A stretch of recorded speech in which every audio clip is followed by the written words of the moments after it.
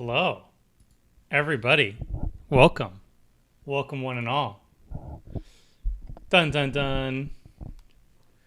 Hello, hello. Happy end of the week, everybody, or start of the weekend, rather. End of the work week. How's it going, everyone? I see everybody was taking bets on how late I would be. And answer was like 1 minute, so there it is. How's it going? All right, now we plug the stream and everything, and then we'll get ready real soon. All right, copy, post on the Twitter. I'm gonna close my emails is a good idea.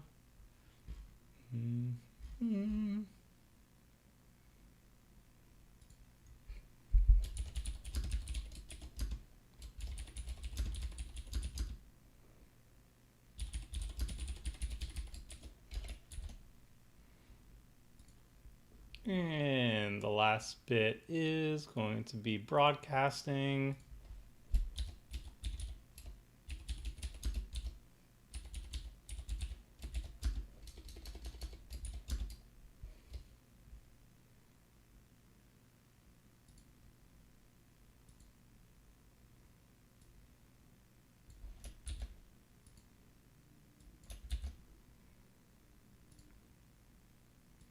It's like 2 hours. I think we can get it done in 2 hours, maybe 3. All right.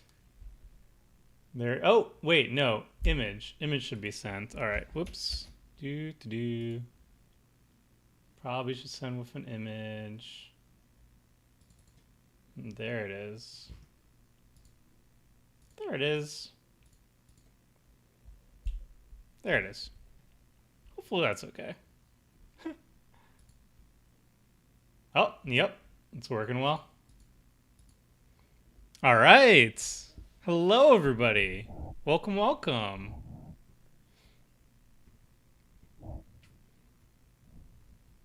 Thank you for joining. I see some comments on Morag Voltron. That could be something in the future. Gargos looks fun too. I've done that before.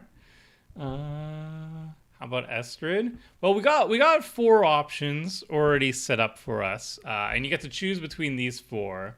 We'll get that shortly. Reminds me of coffee. I do have coffee right here. I have an iced coffee to wake up, and then I have water. I have a full row of liquids to be drinking tonight. Yeah, we're not going to be voting yet. Not going to be voting just yet. Hey Dan, how's it going? Hey Alex. Oh, we'll getting brewing soon. Getting brewing soon.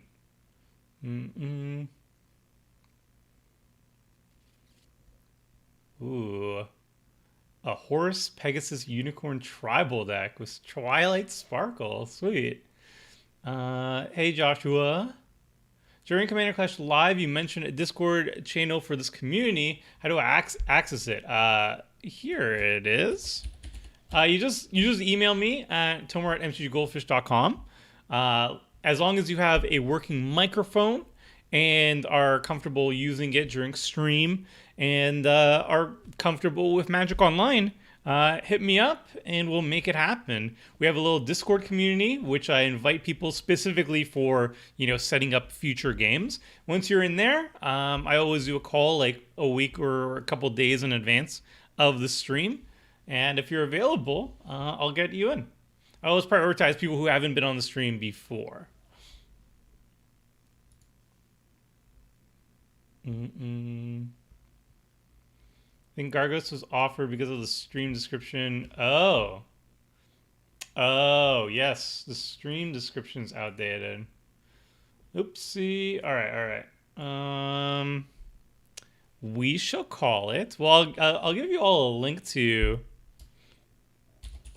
Backseat Brew Time.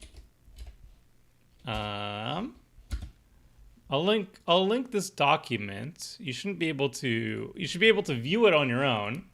but not be able to mess with it, which would be good. Anyone can view. Do we want to change this? Yeah, no, just view. View's good.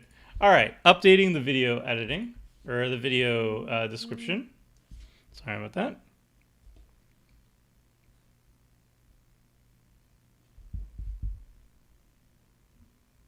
All right, there it is. Yeah, so it should be updated now. So you can see the Google Doc that we're going to be working off of. Actually, I'm going to make a copy of this real fast. How do I make a copy of this?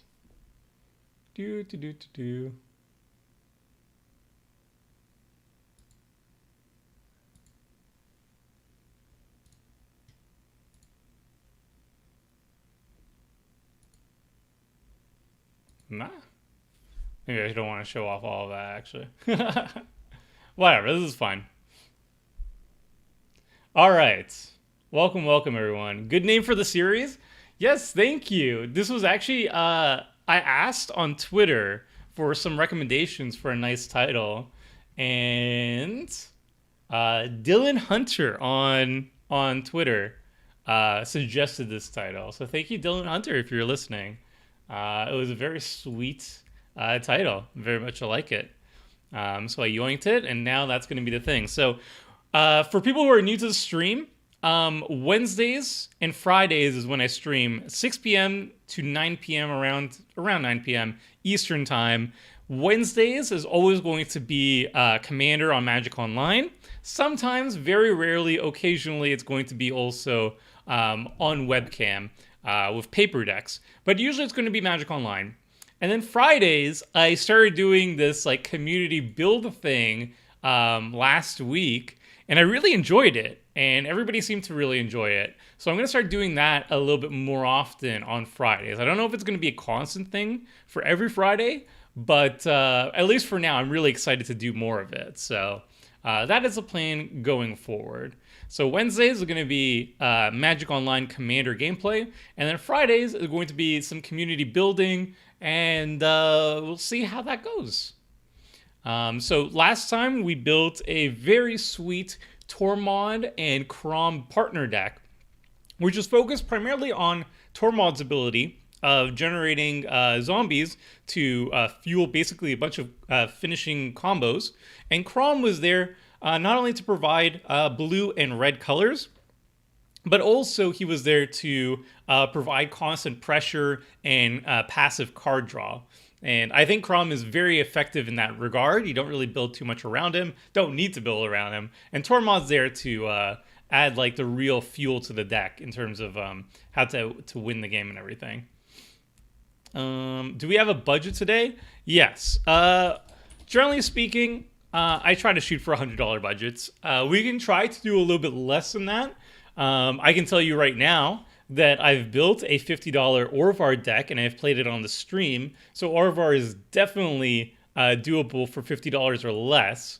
But in general, it seems like a lot of the community prefers the $100 mark for building decks. So that's what we're going to be aiming for primarily. My case is that I don't like the other two. Orvar is probably less interesting than would be expected, but I will vote for it if Volthroat doesn't get votes. It was like first past the poll voting or something like that. We'll see. Is the idea for the checklist to be a hard set of rules or general criteria for to reference? Just a general criteria. This deck building checklist is something that I've used for like, I don't know how many years I've been doing it. Like 6 or so years, I've been adding a deck building checklist to my Budget Commander articles as basically a reference point on making sure the deck doesn't have any fundamental issues with it. And it's also a good way to kind of evaluate not only the decks that you're building, but also tuning up your decks afterwards. If you're seeing a deck is underperforming, it might be because you're lacking enough mana, you're lacking enough card draw, removal, board wipes, or whatever like that. So this is a nice little checklist to make sure that you have the bare minimums, and then from there you just tweak it to suit the individual deck and your meta and all that sort of stuff. But this is like the general checklist that I go for, especially when building on a budget. Like when I'm not on a budget, I usually add more tutors to decks because tutoring outside of black is generally kind of expensive in terms of like you have less options and those options are generally more expensive. But yeah, this is like a nice little checklist to make sure that we're on the right path for things. Open the file. It's the third option on their file. Oh, thank you. Make a copy. I will make a copy. Thank you. All right, great. Thank you, Chaotic. Don't worry, we won't tell anyone about your 20-page how to fix white rant document that you plan to send at Wizards. Well, I mean, there might be that might have been a document that you'll hear the contents of shortly. Maybe I did a recording last week about mono whites and fixing mono whites that you'll maybe see next week. Who knows? Who knows? You might see it Monday even. Fair. Although I am sure there are some I would definitely prefer Volrath out of the other two though. I don't really have a preference on these. Well, I mean, I do have a preference on these. I'm not going to share what that preference is, but I definitely I made the polling in a way that I wanted to see what chat's preferences is, so that in future polls I can kind of add 4 options that people are more excited for equally. So I'm expecting this poll is actually going to end up being a little bit lopsided, and that will be a good indicator if I should be changing up my options or not based on certain criteria, which I will not share. Hey Dylan, thanks for joining. Hey Tomer, could you please zoom in a bit? Oh yeah, absolutely. Sorry about that. We can zoom in a little bit. Let me know if that's any better. Actually, we could also get rid of some of the bar at the top too. We'll need that actually afterwards, but whatever. Did you play the Tormod Crom deck? No, I have not. I intend on playing it on stream next week. Probably, unless I end up playing this one instead. But I was intending to play it maybe Wednesday, but then after we shifted some stuff around, I decided to save the Tormod and Crom deck for another time. All right.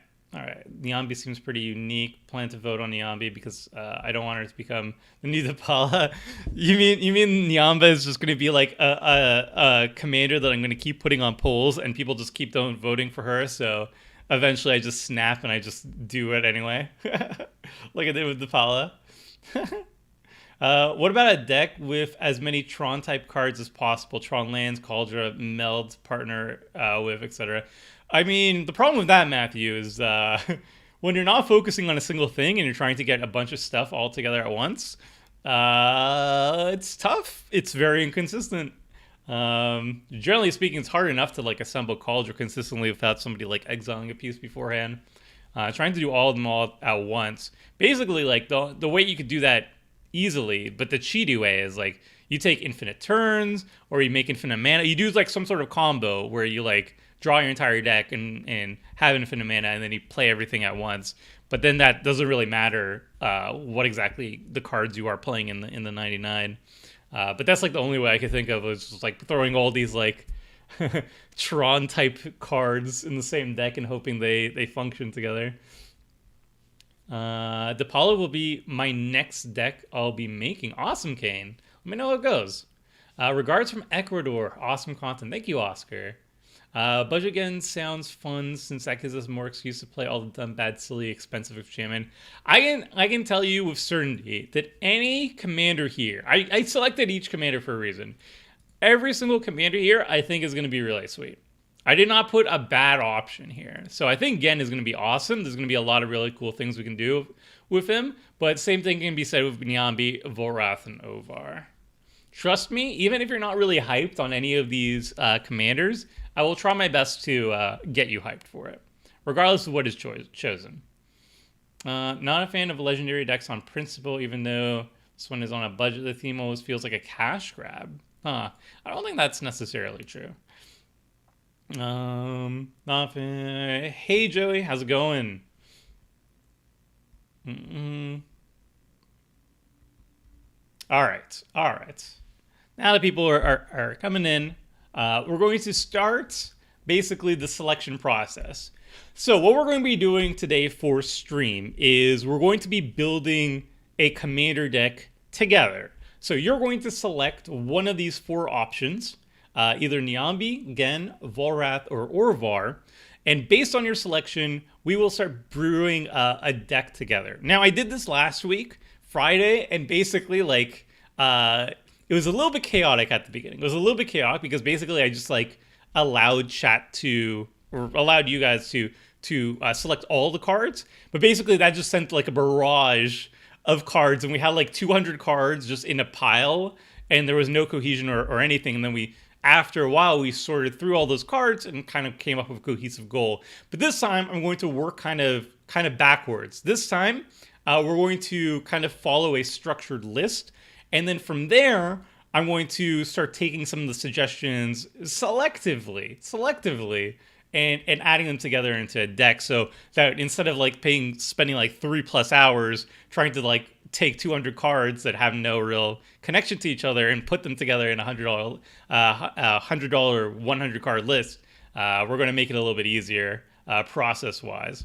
So this is what we're going to be doing. We're going to start with a poll. But before we get to the poll, I want to talk about every single card here. So let's start with Niambi. I'm going to give you my quick pitch on why you should pick each one of these commanders. So starting off with Niambi. Niambi is a commander that I've only seen played like twice. Once on Commander Clash when we were covering Core Set 2021. I think it was like a Teferi tribal deck. Maybe I'm wrong on that one. And the second time I saw her played was against me when I was playing Perforos on stream. And this was game one, and we saw a Niambi player basically play Legendary Reanimator. So Niambi would basically be used as a card advantage engine, discarding a legendary card to draw 2 cards, and then using White Reanimation to get those huge, high mana value or whatever, converted mana cost, mana value, whatever you call it these days, big creatures directly into play. So there was some really cool reanimation cards. The one that impressed me the most was another super obscure card, Pulse Mage Advocate, a card that up until that point I've never even seen played in Commander in my decade of playing Commander. You return 3 cards from an opponent's graveyard to their hand, which is a downside, you're giving your opponents 3 cards, but then you return target creature card from your graveyard to the battlefield, which is a hugely powerful effect. And what they ended up doing was basically giving me 3 lands back to my hand, or 3 fetch lands to somebody, and then putting a giant Acroma or something onto the battlefield. I think it was Acroma Angel of Wrath was one of the ones that got onto the battlefield. So basically the idea of Niambi is you loot, you put these big legendary creatures, high CMC, high value, into your graveyard by looting away, and then you reanimate them on the cheap. So it's really cool, and what I really liked about it was that there's no black in this deck. Black is usually associated with Reanimator. Usually if you think of any Reanimator archetype, you're in black. But this is a Azorius Reanimator, which I found really, really interesting. So I found this really cool. Just a very different aspect of Azorius. I never considered Azorius covering a Reanimator archetype in these colors. So I think this is a really cool commander. But we have 3 more options, so we're going to the other 3. Next one we got is Gen Arcanum Weaver. Now Gen is also really, really cool. And the reason why I find Gen really exciting is he is Mardu Enchantress. Now almost any Enchantress deck is going to be green based. The 2 primary colors for Enchantress are white and green.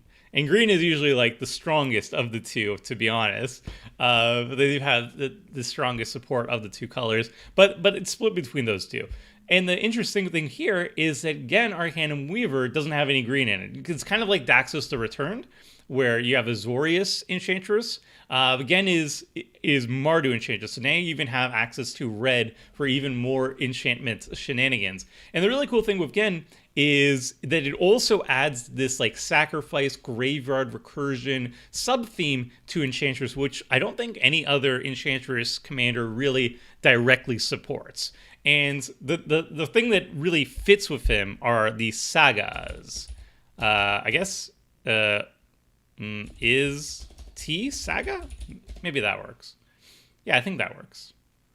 So sagas are, enchantments that have 3 or more chapters, and then by the end of the chapter, when the last chapter resolves, the trigger of the last chapter resolves, it goes into the graveyard. So what Gen can do is gets even more value out of all your sagas, because as the last trigger is happening, as it goes on the stack, before the saga would get sacrificed and you got all your value out of it, you can sacrifice it to Gen to get back another enchantment from your graveyard.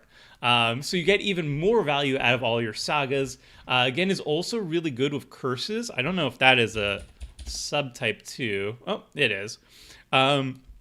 Curses usually enchant a single player, but let's say you want to move a curse around, or a curse no longer is that valuable on a certain target. You can put a Curse of Exhaustion on one player, and then later on choose you want to exhaust somebody else who just drew like a billion cards and has a billion mana. So you can like sacrifice the curse and get back something else, and then sacrifice something else and put that curse on a new target too. So there's a lot of these cool little enchantress or enchantments that again really gets maximum value out of that no other commander really does. So not only is he really cool because he's not in green, so you're kind of forced to play a different style of Enchantress. But he also gets to have this really powerful and unique ability that lets him use certain enchantments in a way that other Enchantress commanders simply do not have the capabilities of doing. So that is why I like Gen. So we covered Niambi, we covered Gen, and now we go to Volrath the Fallen. And Volrath is a commander that one of my first loves, to be honest, in the format in general. Volrath the Fallen was one of the first cool commanders that was showcased to me. I remember distinctly when I was starting to brew my own commander decks. Like I started with in Commander 2011. The original Commander Precon was the first introduction to the format for me, and I started with the Precon Political Puppets, which was the Zedru deck. And I slowly but surely upgraded that Precon, but I never had a secondary deck. And when I was looking at secondary decks, there was one guide on Tapped Out. Does anybody remember Tapped Out? Of Volrath the Fallen, and it was like really well done, and it just had this really cool idea of playing this really old school commander. I don't even know how old Nemesis is. I feel like it's like 2000, maybe even earlier than that. I don't know. It's like 2000 something. So it's like pushing 20 years old or whatever. And this old school commander can still do like insanely powerful things. The idea behind Volrath is it's basically half a Voltron deck and half a Reanimator deck. So you play Volrath and you run all these high CMC or high mana value creatures to discard to Volrath's ability. And when you do that, Volrath gets really, really big based on the mana value of the card you discarded. You can actually one-shot with Volrath. You can make him so big by discarding like something that's converted mana cost or mana value of 15 or greater. If you do that, Volrath is a one-shot, 21 commander damage immediately. And then that creature is now in your graveyard, so you can very efficiently just reanimate that creature, and you suddenly have this really big creature on the battlefield. So the classic combo with Volrath is you discard Draco. Draco, 16 mana value. So you just discard Draco, and now suddenly Volrath gets plus 16. It just one-shots anybody, which is absolutely insane for just 2 mana. So that's living the dream. But he also gets to run a lot of really cool cards that you don't really see outside of these kind of more aggressive style decks. Strands of Night, a criminally underrated card that I actually showcased on Twitter recently. You pay 2 mana, 2 life, and you sacrifice a single swamp to return target creature card from your graveyard to the battlefield. So this is basically like an Animate Dead or Reanimate, but the cost is only 2 mana, and it's repeatable. You sacrifice a swamp, though.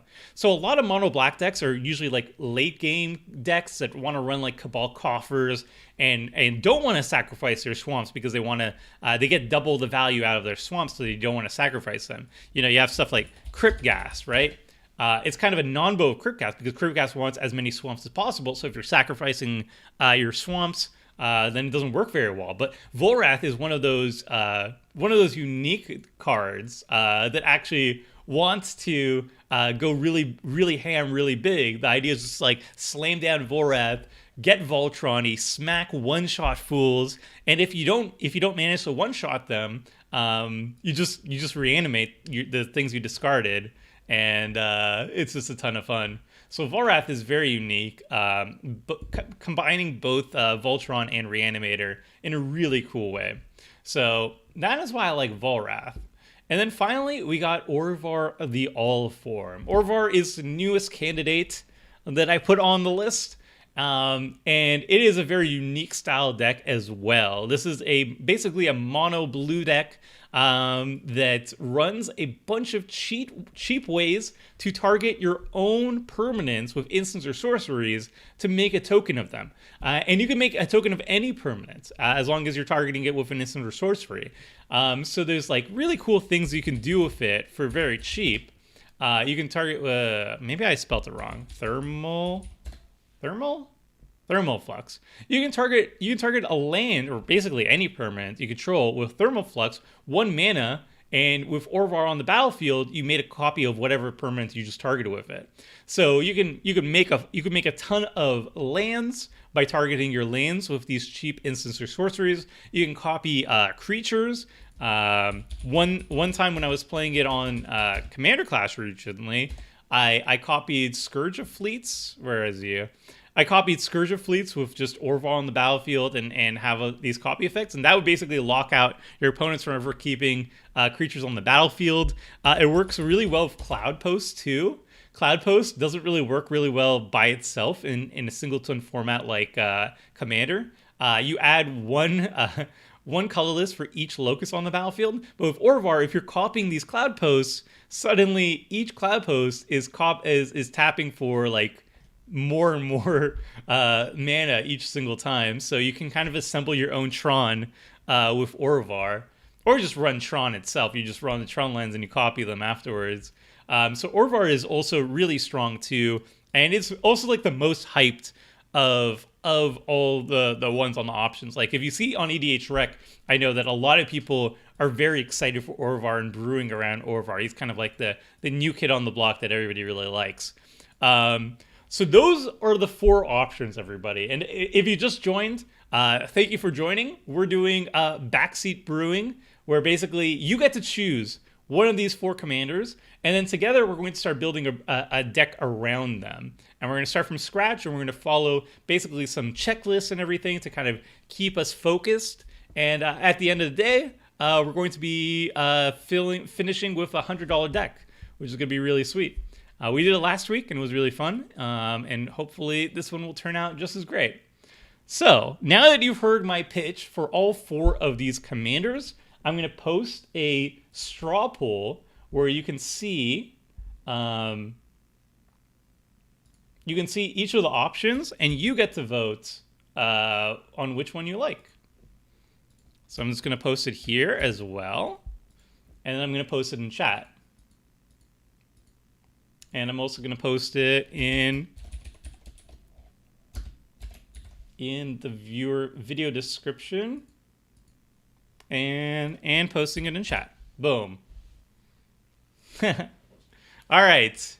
You get to vote, and I will catch up on chat while everybody's voting. Well, we'll spend like 10 minutes, let everybody have a chance to vote on the one that they like. And while we're doing that, you can ask me whatever you want. We'll just chill out for a little bit.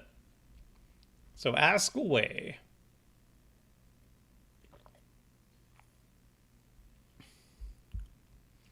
Tomer, I've been loving your 5-ticket Ovar on MTGO. I'm glad you like it, Rach. Everyone is playing Orvar. That's my only gripe. Well, I mean, it just came out. Orvar came out just recently, and I think there's a reason why people are hyped for him. He is a really cool, unique style of commander. So if you're sick of seeing Orvar, I totally understand. But like, give it like a month or two, and people will start shifting away from Orvar to the next thing. That's how it is. I remember when like Feather came out. Remember when Feather came out? Basically everybody was playing Feather. That's pretty much how it is with Orvar too. But after a while, people get bored of Feather and they move on to other things. It's just a normal cycle of stuff. I guess Fella was just Volrath all along. That fits Volrath's flavor at least. I mean, Volrath can shapeshift into anything, right? So yeah. Team Niambi, you've done Orvar already. I've already played Orvar on Commander Clash, true. I've never done a budget deck tech on it, though.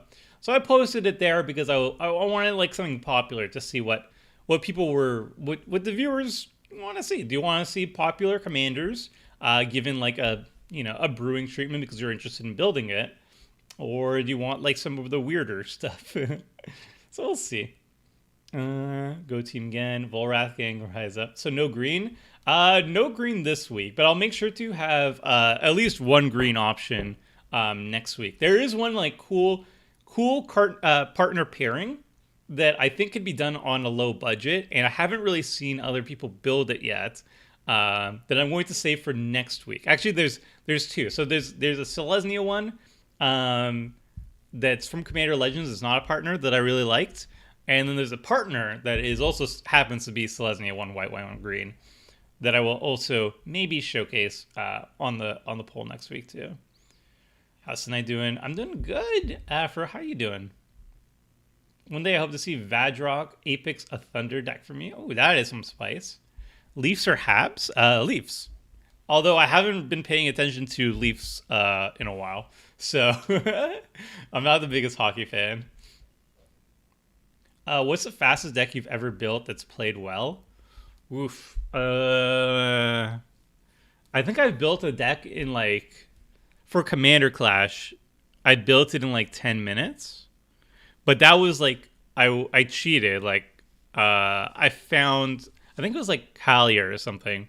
I just found a Kalia list online. I copy pasted it, and then I just took out the cards that were banned, and that was basically it. It was like 10 minutes. But like built from scratch, I don't know.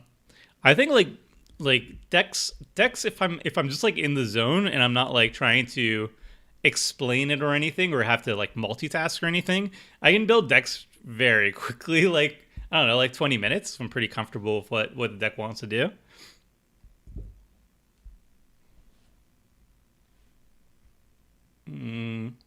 How would we make Orvar different from your current deck? My list of Orvar, the main issue with the list that I played of Orvar was that it did not adhere to this checklist, and the games kind of showed it. There were definitely some things lacking that we could tweak better, but yeah. Also, not everybody has seen the Orvar decks, so if you haven't seen the Orvar decks, then this would be all new to you. Is your opinion on Dreamscape Artist changed? No, I think Dreamscape Artist is still just too slow. Paying 2 mana for a creature, and then you need a haste outlet to even tap it for mana, and it costs 3 each time. I never liked it. Jeff. I'm sorry. Oh boy, watching the backlog of EDH and chill. Luckily, this popped up. I would have missed a stream. Well, glad you joined us, Nami. Do you have a link to 5 Ticks Ovar? It's on the YouTube channel. You can find it in the stream section. I got like 5 minutes. Hey, Last Dragon. Thanks for joining us for 5 minutes. Like the deck you built the fastest? Ugh. I've built decks from scratch for Commander Clash like 20 minutes. Usually a deck takes me anywhere between half an hour to an hour. That's the general thing. If I'm trying to like focus out on a single deck that that I'm building from scratch. I'm not like copy pasting or anything, and I'm not too worried about like every single card being 100% optimized. But I want like the general thing to be just generally good. Then it's going to be like half an hour to an hour if it's like a weird obscure concept. Like one time I built Gideon Tribal, and it wasn't like a Gideon Tribal Super Freds. It wasn't like a particularly optimized list, but it took me a solid hour just to come up with like what are the inherent synergies in that style of deck instead of just like jamming a bunch of mono white planeswalkers and calling it a day. You stated previously that you dislike group hug and chaos decks. Can you give a bit more context to that? Sure. I find I kind of lump group hug and chaos in a sort of like soft stack sort of deck where basically like when you introduce a chaos deck or a group hug deck to a table, suddenly everybody's decks are not going to be functioning as intended. If it makes sense, the group hug player is going to be essentially give king make somebody at the table, right? They're going to give everybody free resources. So suddenly, or free resources in the sense of usually card advantage or ramp, either giving everybody extra mana to cast their spells or letting them cast some spells for free or put like cards from their library onto the battlefield for free. Which means that like the greedier sort of decks, the decks are like the Jodas and those type of things that are like high CMC, huge haymakers. Those ones benefit way more from group hug, so they get a huge advantage at those tables. And then group hug just in general just kind of king makes in just a normal sense where like somebody will randomly just get a huge boost from the group hug player and then the game is like, well, I guess that's how it is sometimes. I've never enjoyed that aspect to it. Chaos I dislike even more because not only does it act like a stacks deck in that like your deck isn't really functioning as intended because all your pieces are being moved around and you're getting other people's pieces and all that stuff, but just resolving everything and the complexity of the board state when you have like that enchantment that like says whenever a permanent enters the battlefield, you have to like swap it with another permanent that shares another card that shares a permanent type, or something like Scramble Verse where you just have to resolve a Scramble Verse. It just takes up so much time, and it just kind of feels like stacks. It feels like you're just waiting for the game to start or like to continue, and I just really never liked it. I never liked it. So that's why I don't like group hug and chaos. Hopefully I explained it kind of cohesively. I get pretty rambly sometimes, so apologies. Is there a delay on the poll? Yes, there definitely is a delay. I haven't even looked at the results yet, though. Oh, wow. Oh, that's interesting. Is that? Wow. I didn't expect 0 votes for Gun. That is... Whew. Did not expect the 0 votes for Gun. Poor Gun. All right. Well.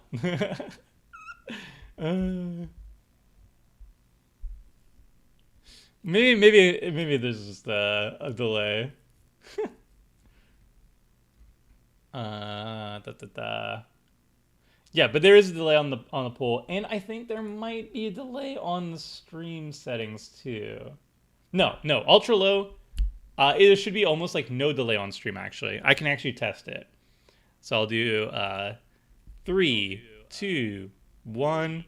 There. It's like 2-second delay. It didn't get 0 votes. They aren't counting. What? Why is it not counting?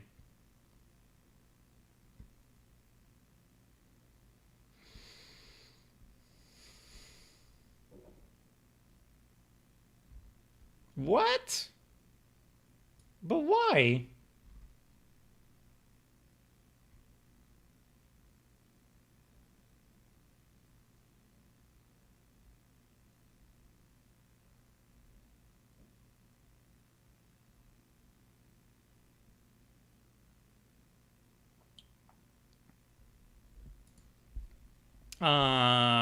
That is weird.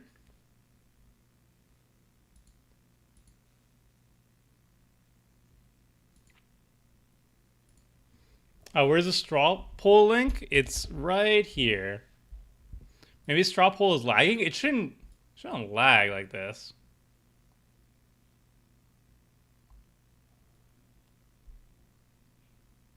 Hmm.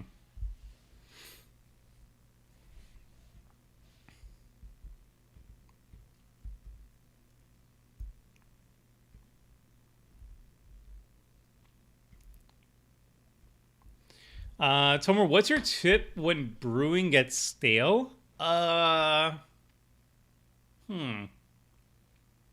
I don't know because I've never had an issue with brewing getting stale. I guess what keeps me motivated is kind of setting up challenges for yourself. Kind of pushing yourself out of your comfort zone. If you're not inspired by any particular commander, oh, there it is. Oh, okay. It just took a while to refresh. What the heck, Strawpool? All right. Um, uh, yeah. So if no commander is catching your interest, then try to set up a challenge for yourself instead. Instead of looking for a certain commander, maybe focus on a budget.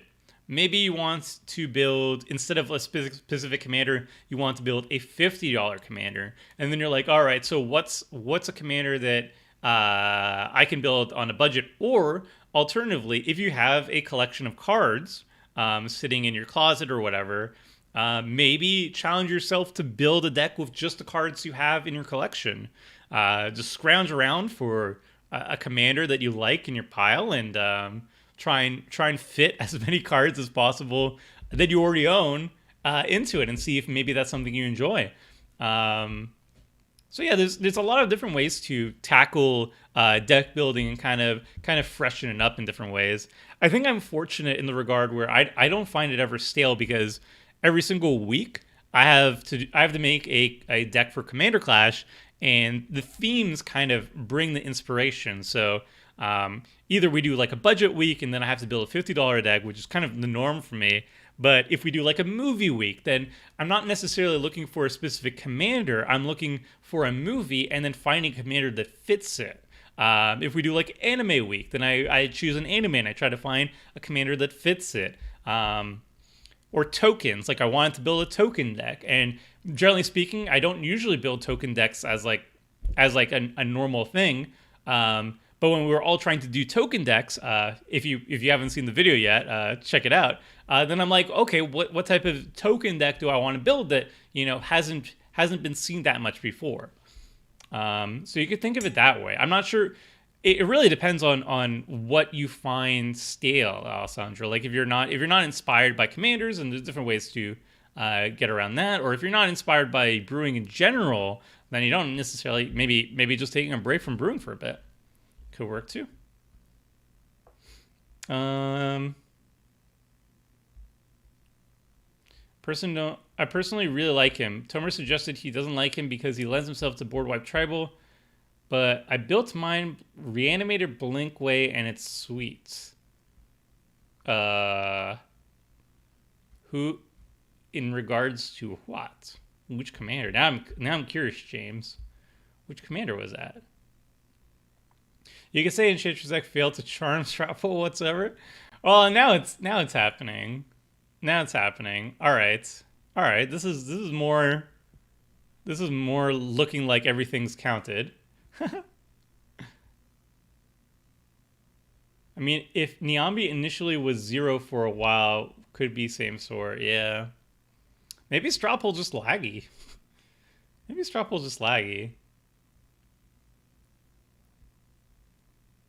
Um, Making flavorful decks too can be cool with the artist, certain keywords. Yeah. One time I did like alphabet soup. We did alphabet soup for Commander Clash, and each of us built a deck with like just a letter. So I picked S, and like I ran swamps, like, and I made a deck with like a bunch of swamps and snow covered lands and just S cards, and it was a ton of fun. And it just really reinvigorated me on that.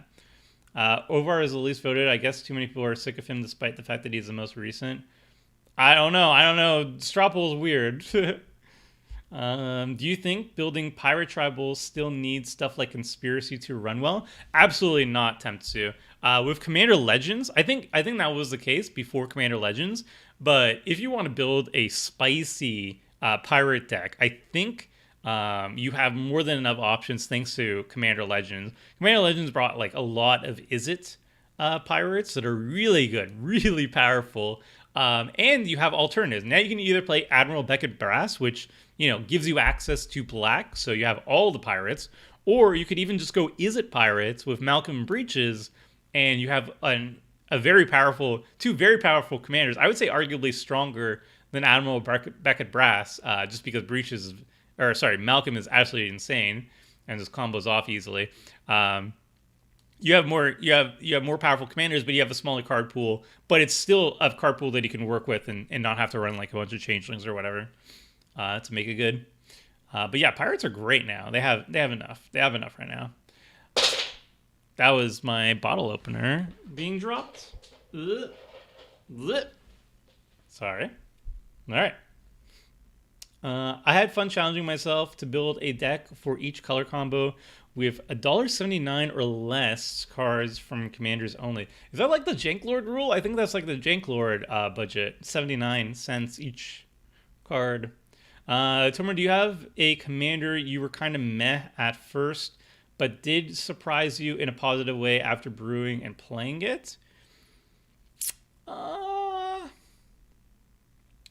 want to say Jorn. I was kind of meh on Jorn at the beginning because I thought he was just like a boring Simic good stuff commander, but he's really not. I actually do enjoy Snow as an archetype, even though I don't like Snow Basics. I wish Snow Basics didn't exist, but Snow as an archetype was cool.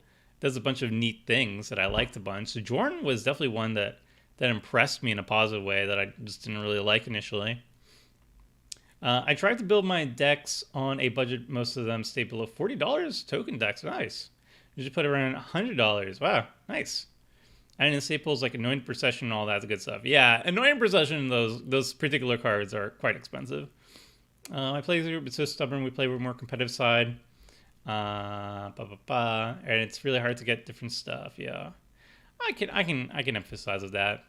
Tomer, with next week's Commander Clash being teams, can you and Cream actually get along in game long enough to take on Richard and Seth? I mean, well, that's the main challenge, isn't it? Can me and Krim actually work together even when we're on a team? I don't know. We'll see.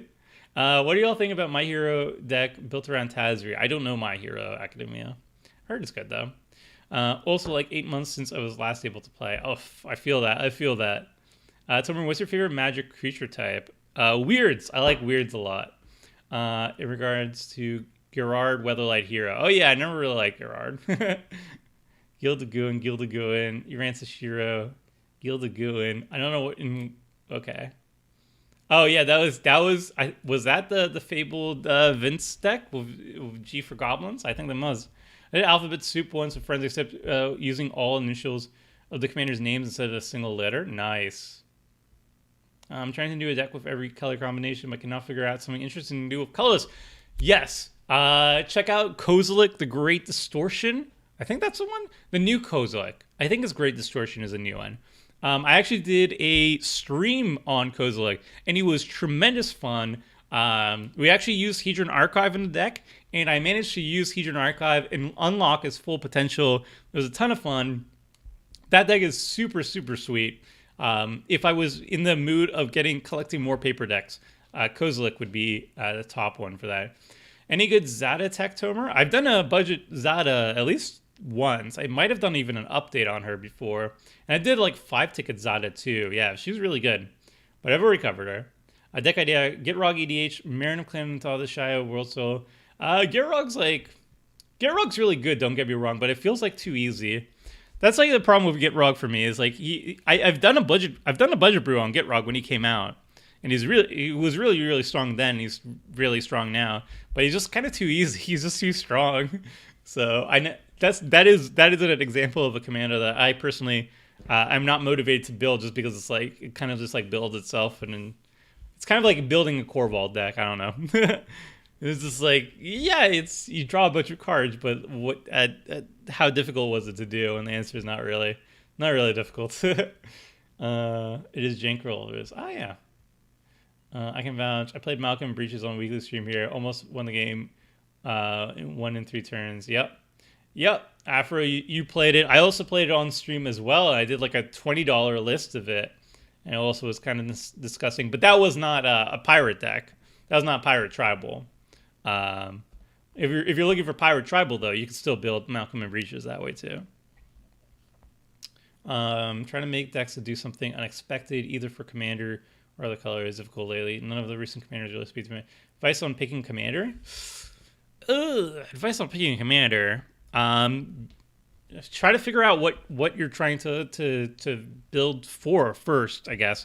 Maybe look for an archetype that you want to build or a color that you want to build, and then try to focus on that afterwards.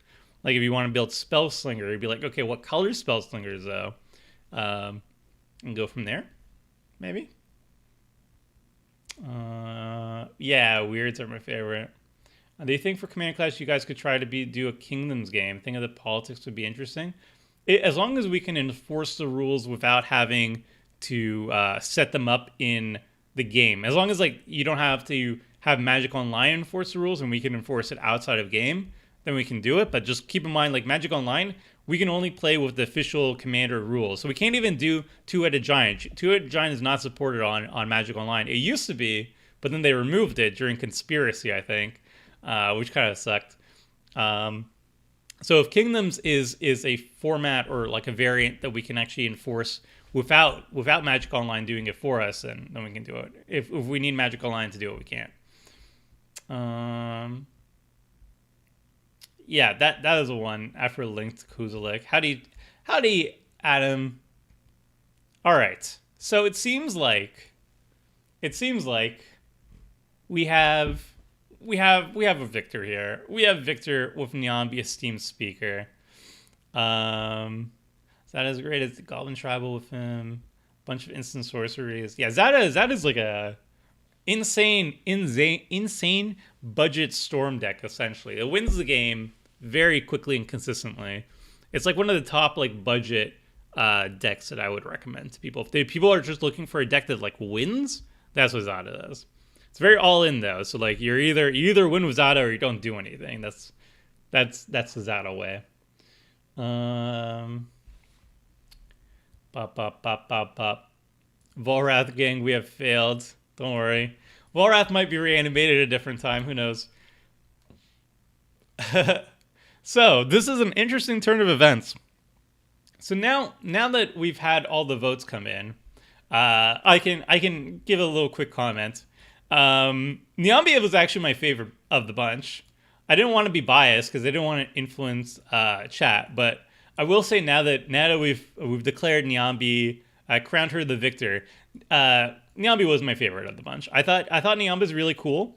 I haven't seen Niambi being built by basically anyone. I've only seen her like twice ever, and the time my opponent played her in when we were doing one of the streams of Porphyros, it was really impressive. So I really like the idea of Niambi. I think like I don't think anybody builds her.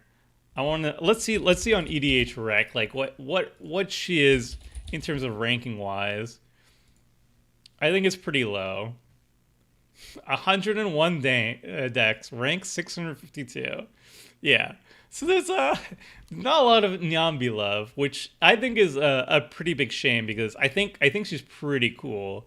So we're going to see if we can make a really sweet deck with her, and I'm really excited. So yeah, Niambi was actually my favorite of the bunch. I don't know if it showed. Apparently it showed. I don't know. People are saying it showed. And I also had an ulterior motive here, chat. I also put Orvar the All Form here because I was looking at EDH Rec and I wanted to see which were the top commanders in the past month. And we already covered Lateral Blade of the Elves in a precon upgrade, so I didn't really want to do that again. And I didn't really want to build Turgrid because that's just not my style. Also, it would be kind of difficult to build her in a proper way under $100 just because everything that was good with her spiked recently when Turgrid was released. And, we're not doing Golos or Seeker or Traxxer or whatever. So I put Orvar here because I wanted to see if people want to see, one of the top commanders, if they want to see it brewed on stream. So to my shock, I thought this would be the top pick by like a landslide. I thought everybody would pick it. Turns out it was dead last. So interesting. I will note this for the future. Maybe you don't want to see. Maybe in general you don't want to see what the top commanders are. You want to see the underrepresented jank. That's something I can provide in the future, chat. I think the $50 variant stole some steam. Yeah, that's true. Real quick, we aren't doing Orvar. What are the best permanents to copy? All right. Well, if you want to see an Orvar deck, where is Orvar? So we have a 5-ticket Orvar, which you can actually borrow. Oh yeah, you can still borrow it. It's under 5 tickets. There's a 5-ticket Orvar that you can actually borrow for free on Magic Online if you have a card hoarder free loan account. Plugging that again. You didn't expect that I would go back to this after months of plugging it, but sure enough, boom. So you can check that one out. I played that one on stream, and that was quite good. And then we had another one that I played on Commander Clash, which was under $50 when we recorded it, but prices they got to go up. And this is the $50 Orvar. But Tomer, I want to see good Orvar. Oof, chaotic. Oof, it hurts. This one was pretty good. It needed. What did it need? I think it needed a little bit more targeted removal. I think maybe a little bit more targeted removal, but otherwise it seemed pretty solid. Like it just needed a little bit of a tune-up. I think targeted removal was its only thing. Actually, it's got like Pongify, Rapid Hybridization. Does it have Reality Shift? It has Reality Shift. Does it have Board Wipes? Fade Away. It had Fade Away. Scourge of Fleets.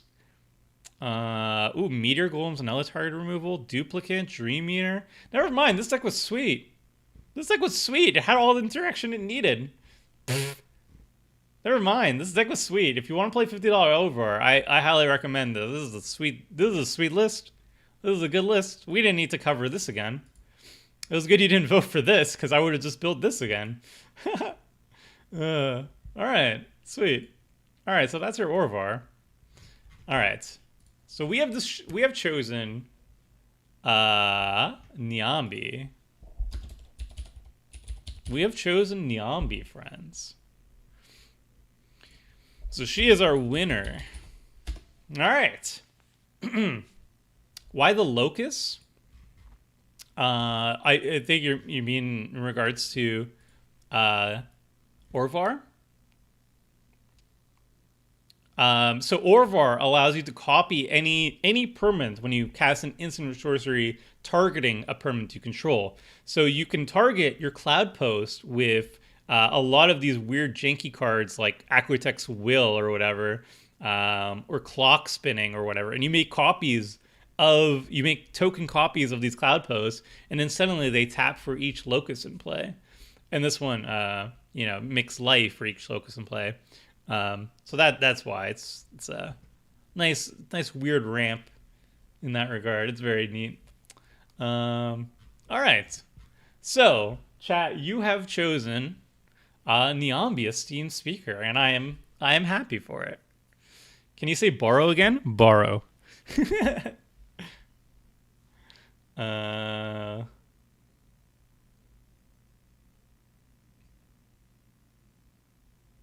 Order of the Commanders in the Docs mirrors the rankings. Did it?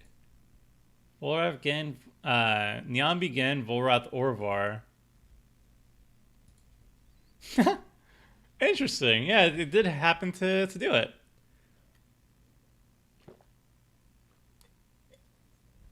All right, chat. So we have decided Niambi is going to be the commander for us. Now, what are the deck's goals? So number one, why are we excited to play this deck? The reason why we're excited to play this deck is because this is Azorius Reanimator, right? We want to pitch our legendary, big old legendary creatures into the graveyard with Niambi or whatever else. And then we want to reanimate them for cheap. And then we just like show up, the black reanimator decks of these like sweet, huge creatures, putting them directly into play, reanimating them, and destroying face. So that's game plan number one. It's pretty straightforward. We discard big legendary creatures, and then we reanimate them. That's why we're excited about it. That's what we want to do. So the main win conditions might be combo, but I'm not thinking combo. I'm thinking mostly read her again, please. Niambi. You may return another target creature you control to its owner's hand. Yeah, if you do, you gain life equal to that creature's convert mana cost. Discard a legendary card. Draw 2 cards. I guess you just want me to read her in general. So this is a 2 mana legendary creature with flash. And when she enters the battlefield, you may return another target creature you control to its owner's hand. If you do, you gain life equal to that creature's converted mana cost or mana value or whatever you want to call it these days. And then you can pay 3 mana and tap her to discard a legendary card and draw 2 cards. So basically what you can do, what we're going to be doing here, we're going to be focusing mostly on this aspect of it. Her activated ability to be a card draw engine, discard our legendary cards, draw cards off it, and then reanimate the legendary cards we're discarding. You can also focus a little bit on adding a bounce sub-theme, a blink sub-theme, maybe a life gain sub-theme, where you're returning a creature like a Mole Drifter or something back to your hand with Niambi, but that's like a secondary theme. I want to focus on reanimation. I want to reanimate stuff. So that's my number one goal for this deck is a reanimator theme with Niambi. Plus polymorph sub-theme, perhaps. So, now that we've settled on Niambi, there are a couple things we want to be doing. Oh, and how do we win? We win with mostly just big beaters. This is going to be a big beater deck. So we want to have like 50 mana, card draw, blah, blah, blah. But let's start with some Scryfall keywords, I think is number one here. So we're going to start with a deck list on Magic on MTG Goldfish. I'm choosing MTG Goldfish mostly because it has a price list, and we're trying to build a budget deck. So this is going to be Niambi, $100. We're aiming for $100. Unless chat, you want a $50 Niambi, I think we can pull that off as well. But I assume people just like $100 as the price point. So Niambi, Esteemed Speaker. She's going to take up less than $1, so we're off to a good start. Already searching Legendary IDWU. Pricey. Yes. So we want to have ID of white and blue. We're going to look for legendary cards. And you know what? Let's start by the CMC. I think that's always fun. Descending. How often do you do this? So I can tell you right now that most of these are going to be too expensive. Unfortunately. But we will get some spice like Rhea Dawnbringer. Rhea Dawnbringer is going to be pretty sweet. This is a 9 mana angel that isn't the craziest or anything. But when she's on the battlefield, it's 4/6 angel of flying. And that beginning of your upkeep, you may return target creature card from your graveyard to the battlefield. By herself, not that impressive. But remember, when we have a deck full of giants, big creatures that want to be reanimated, Rhea's doing that every single upkeep. That's going to be good value. So we're going to throw in Rhea for sure. And it's going to be like $2, $1. It's going to be like $1. What's the next one here? Magic Mirror, probably not for us. Unspeakable, that could be fun. I don't know if we're going to have any arcane cards, but let's probably skip Unspeakable for now. But Achroma Angel Wrath, this is a 8 mana 6/6 legendary angel with a whole bunch of keywords: flying, first strike, vigilance, trample, haste, and protector from black and red. Doesn't look like so much like the craziest thing these days, power creep and all, but in practice, it's still very scary. Like being just protection from black and red means it dodges a lot of targeted removal. It hits hard and fast, and again, if we're casting it for like 4 mana by reanimating it instead of paying its whopping 8 mana cost, it's working out just fine. Working out just great. So we're starting with those, obviously. Midomai the Ageless, I think that's going to be really good too. Temet, legendary budget, and has Embalm. That might work. Baron is going to be nice too. Myojin of Searing Winds, it doesn't really fit, I don't think. Myojin wants to be cast from our hand. We don't really want to cast it from our hand. If we just put it in our graveyard and reanimate it, just a 3/3. Avacyn, Angel of Hope. I'm not sure how much Avacyn is these days.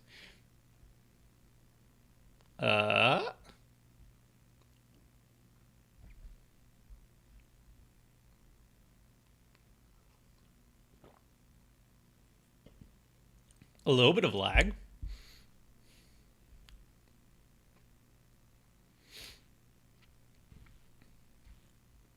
So Lorthos is, yeah, this one's too expensive. This one's a tad bit expensive. Lorthos, I think, is really good in Sea Monster Tribal. Just reanimating him, though, by himself, maybe not the greatest. I don't know what's up with the lag. We could definitely put it in Zatalpa. I like me as Zatalpa. Big, stupid beater. This is like a Chroma number 2. Definitely like a Chroma number 2. And I think it's been printed a bunch of times. So we already got some big fatties here. Akroma's Memorial. Oh, Akroma Vision of Ixidor. It's like $5. I guess it's a mythic. But it is also another nice Akroma number 2. We'll throw it in there. We don't necessarily need to play it, but it is an option. It is $6.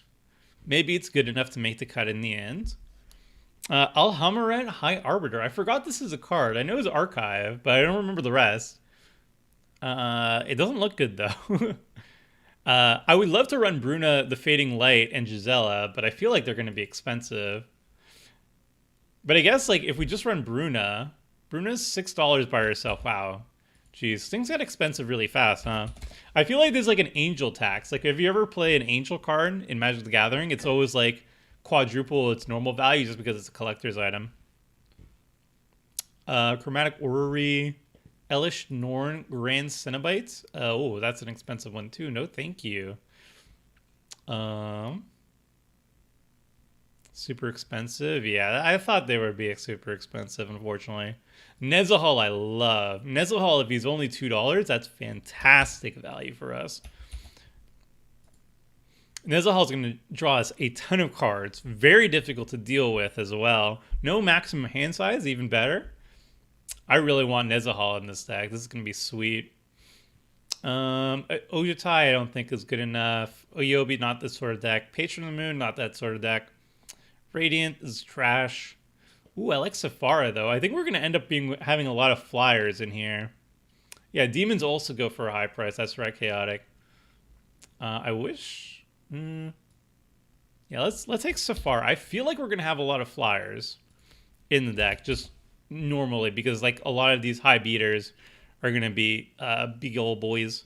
Whenever a legendary permanent other than Yomiji who bars away is put into the graveyard from play, return that card to its owner's hand. I feel like that's not going to be great for us, just because it's not a big creature, it's not super impactful by itself, and it's also going to be helping our opponents about as much as they're going to be helping us. I guess it's going to help us more, but I don't know. I'm not sure about it.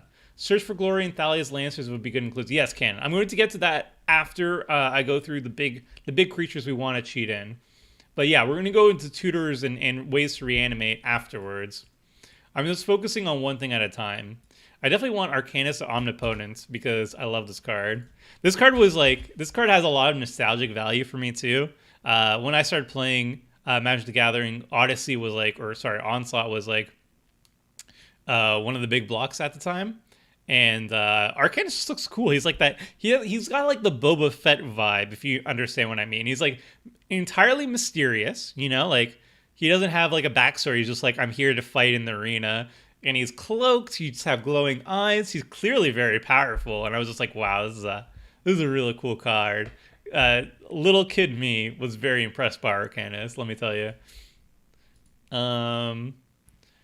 So we'll add that. Attempt sees all seeing. Deals damage to opponent, reveal your hand. If you 6 different Korean mana costs. I feel like we could just add it. I feel like this could be kind of sweet. Ulterior win condition. It also lets us discard too. There has to be a descriptor for like a Boba Fett character, like it, you know, like the faceless badass. It's someone you can project onto, right? Like Boba Fett isn't inherently the most interesting character, I think. It's more like how little is known about that character. He's fully masked, entirely mysterious, doesn't say a lot. You know, he adds to that mystique of it that adds a draw. I love Boba Fett, by the way. I'm not trying to smack talk him. Azor, ooh, he's $5, but I think he's worth it. I think he's definitely worth it. He's a big, impactful card. Our opponents are not allowed to cast non-creature spells for a turn. Each opponent can cast instant or sorcery spells during that player's turn when it enters the battlefield. So good, so good.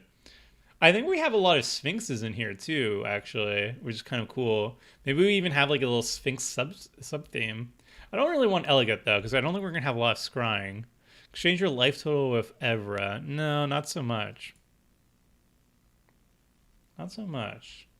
Resurrection as reanimate. Oh, we're gonna have a lot of reanimation. I'll get there soon though. In Bolus's clutches, Asperia, Supreme Judge. Yeah, I want Asperia. She sounds sweet.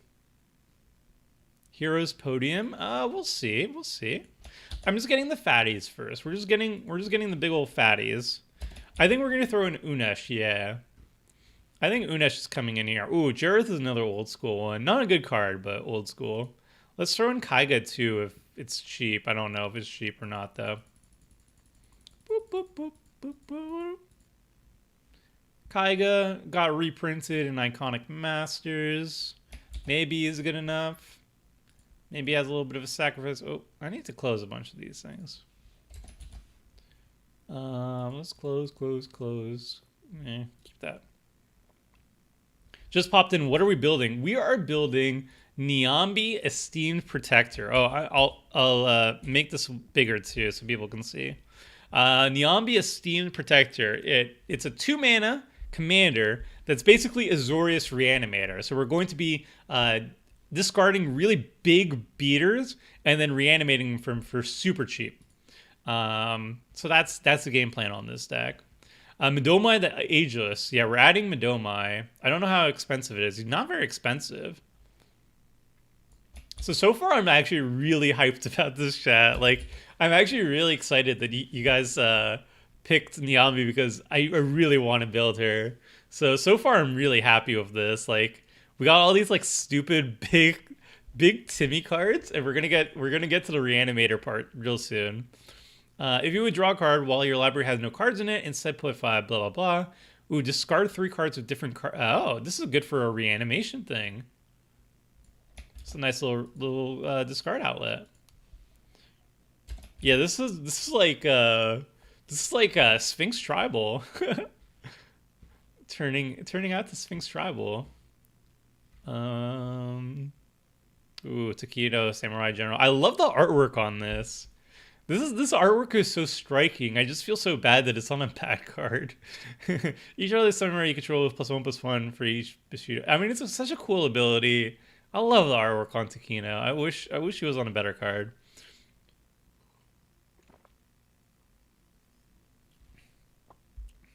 Whenever you cast a legendary spell, we're not going to cast a lot of legendary spells. I like me an Ugin, but oof, yeah, Unish is going to be big. Unish is going to be hot in this deck. So hot right now. I don't even care the price. We're going to make sure he's in here. But he's cheap. He's a cheapo.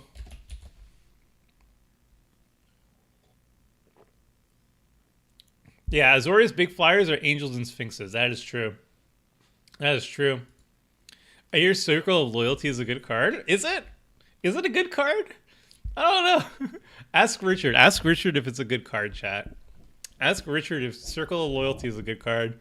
Ask him if he would tutor it up if he had the opportunity and he wouldn't tutor up something else if his deck is built around it.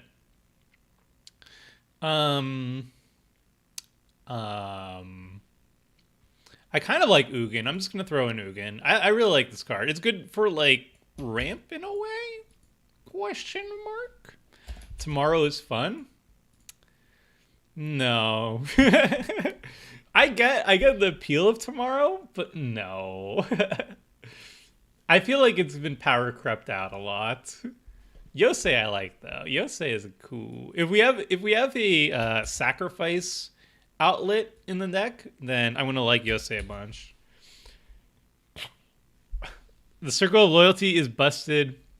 Is it me from the regular podcast? Oh, okay. So I'm not gonna spoil anything. But it might be that that Richard might bring it to Commander Clash at some point. Alexi. Oh, this is another old school card that I like. Discard 2 cards and you can bounce some stuff? Oh, yeah. Let's do that. Let's do that. I like discard outlets. Avacyn prevents all damage to be dealt to another creature. Ugh, so bad. Poor Avacyn. How you fell. Azami, Cloudhoof, Jutai. I think, are we good? Are there any other legendary creatures? Oh, I guess the 5 CMC there's some stuff. This one's too expensive. Out, get out. We'll get to Baron. Hero's Podium. Each legendary creature you control gets +1/+1. We're not going to have a lot of legendary creatures on the battlefield.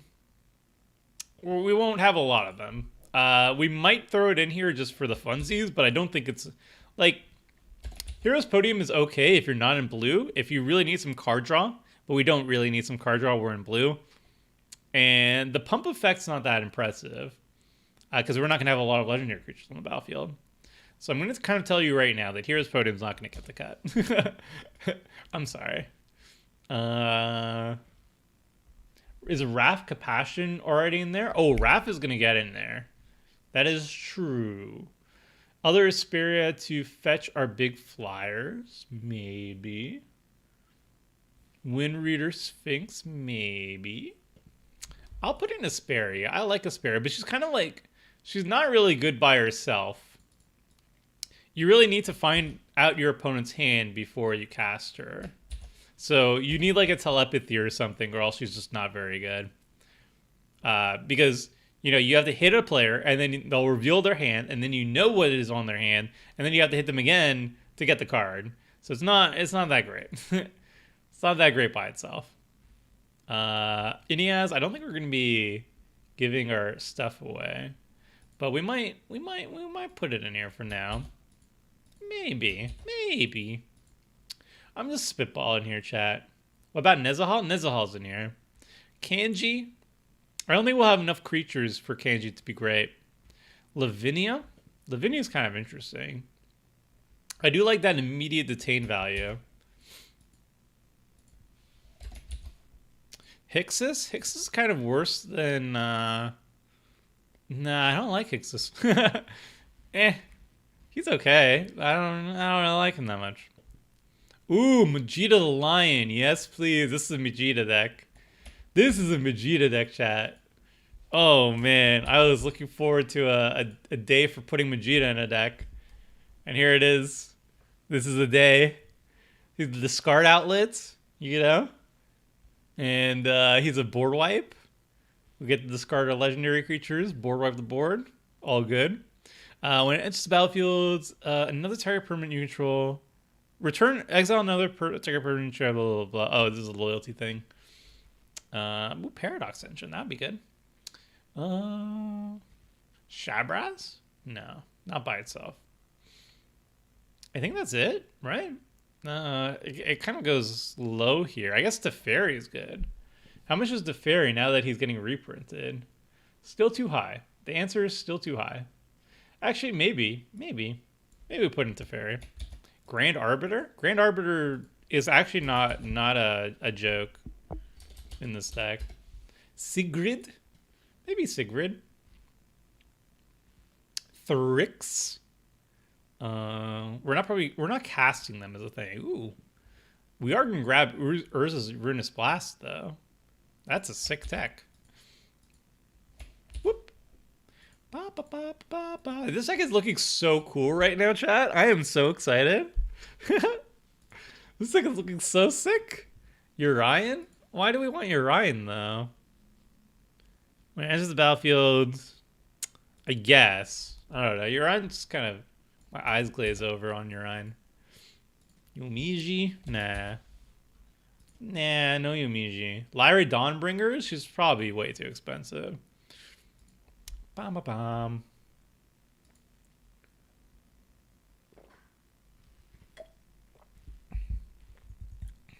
What else do we like here? Braids is kind of interesting. Can we escape Urian for once, please? No escape for Urian.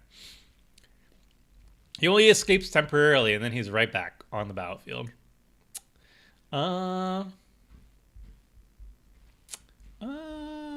Afara's kind of interesting if we're playing at instant speed, but she's too expensive, so never mind. Just kidding. Actually, we'll throw her in here just for the fun, for now.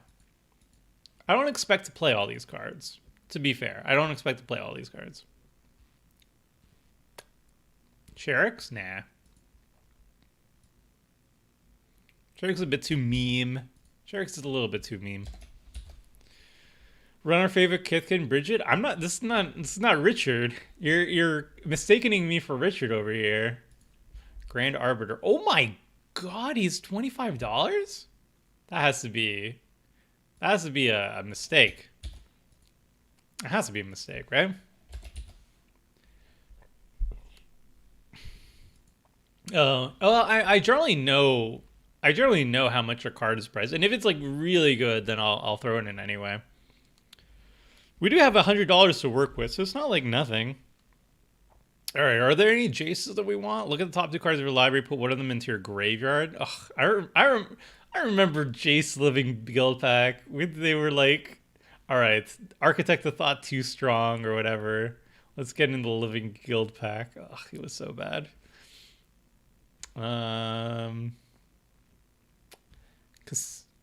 Kazmina? Kazmina's kind of interesting. We have to draw this card. Don't mind that. Jalira Master Polymorphous. If we have a bunch of tokens, we could turn them into big creatures. That's not bad. That's not bad. We ain't playing that, good lord. Steward of Argive. Isior. Sun Titan Gisela. Most planeswalkers are trash. Well, I mean, I think Kasmina is not terrible. She has a relevant global effect, and she's a discard outlet. She's a looter. She's actually not that bad. I've enjoyed her in the past decks. What else? What else? Mangara, nope. Chico Kanda, nope.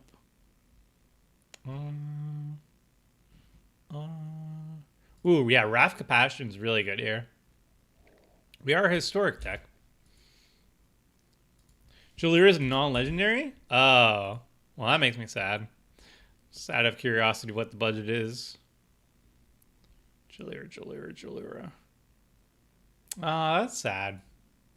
Alright, well, goodbye, Jalira. You were very exciting for a second there. Ooh, I mean, we could go Cauldra. We could go Cauldra. How much is Cauldra these days? It's doable, but it would cost a lot of our budget, chat. It would cost a lot of our budget to go Cauldra pieces. Aldrich would be amazing in this deck. Which one? I don't think so. I feel like it's too low impact. All right.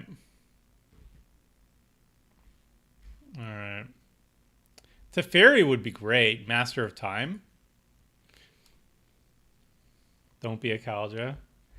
I feel like I don't want to be a one note pony or whatever it's called. I feel like Teferi, if he's cheap enough, maybe he's good enough in the deck. He's a very good planeswalker. He's one of the planeswalkers that actually scale in multiplayer. I also don't mind Teferi's Ager's Insight. I think that's a really good card.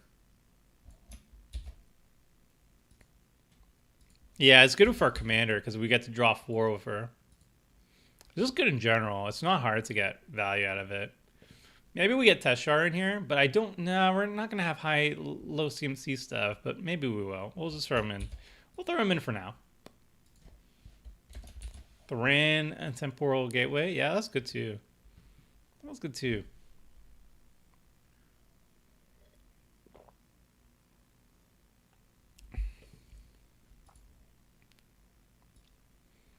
All right. We also just have like, you're going to need a lot of ramp. Yeah.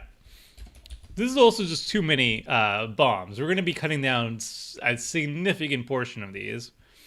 Definitely a significant portion of these. This is more like figuring out like what's the flavor of this deck, what's the theme of this deck.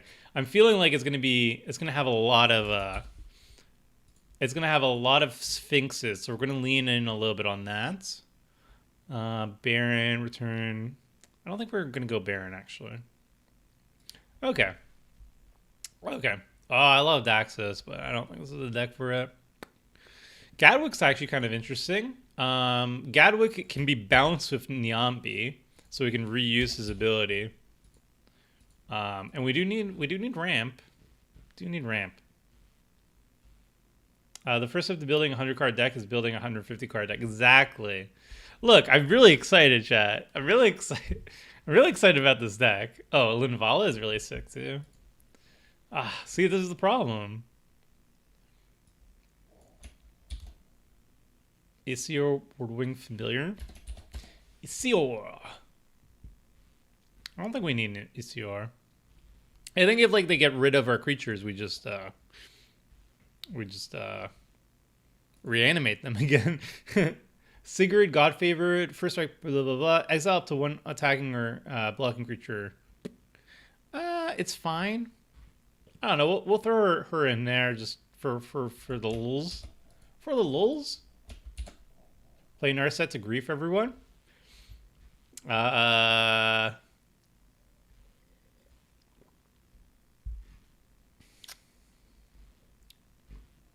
not wrong. Run the other Niambi. We don't have any Teferis, though. So she's not very good. I think that's it, chat. I think we're good. Anti-Snow Angel? I don't know. Baron seems insane. Why? What's so good about Baron? Baron, please. I mean, I'll add Baron if you want me to add Baron. But I might cut him anyway. This one? Sacrifice of Permanence? Or this one, the bounce one? Because we're not doing a lot of bouncing in our deck. Tomic for the gays? I mean... New one? He bounces something. Isn't Mangara too expensive? Mangara is just not needed. Steward? Draws when you bounce with Niambi, but we're not going to be bouncing a lot with Niambi. That's more of like a secondary effect. We're not a bounce deck. If we were a bounce deck, I would put Baron, but I mean, I'll just throw him in there for now. We can just cut him later. All right, chat. I think we have more than enough. Lalawan?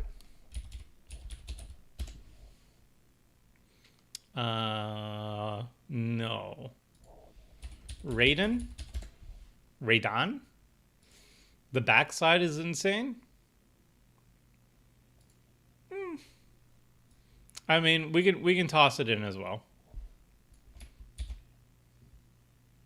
Sad note tomorrow. Sorry. All right, chat. We have 40 cards.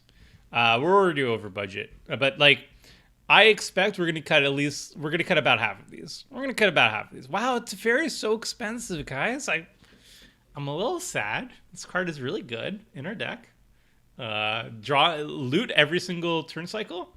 I might actually spend the extra to get him into the final thing. All right. So the next thing we want to do is we want to look up the legendary keyword, because I feel like there's going to be a lot of spice if we look up the word legendary. Just legendary. See what we find. You know, only 54 cards, so we can go through it pretty fast. Black Babe Reforged, don't think we need it. Champion's Home, nah. A Ganjo Castle, that'd be cool if it was cheap. Yep, it is not. Empress Galena, not against us. In Bolus's Clutches. Leyline of Singularity. All non-land permanents are legendary. That's kind of cool.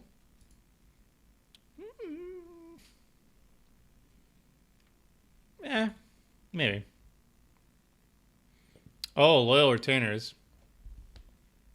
Ooh, it's only $27. How do you skip Honor Warren's Shaku? Actually, that's a good point. We can put the Shaku in. It's a bit expensive, but we can put it in.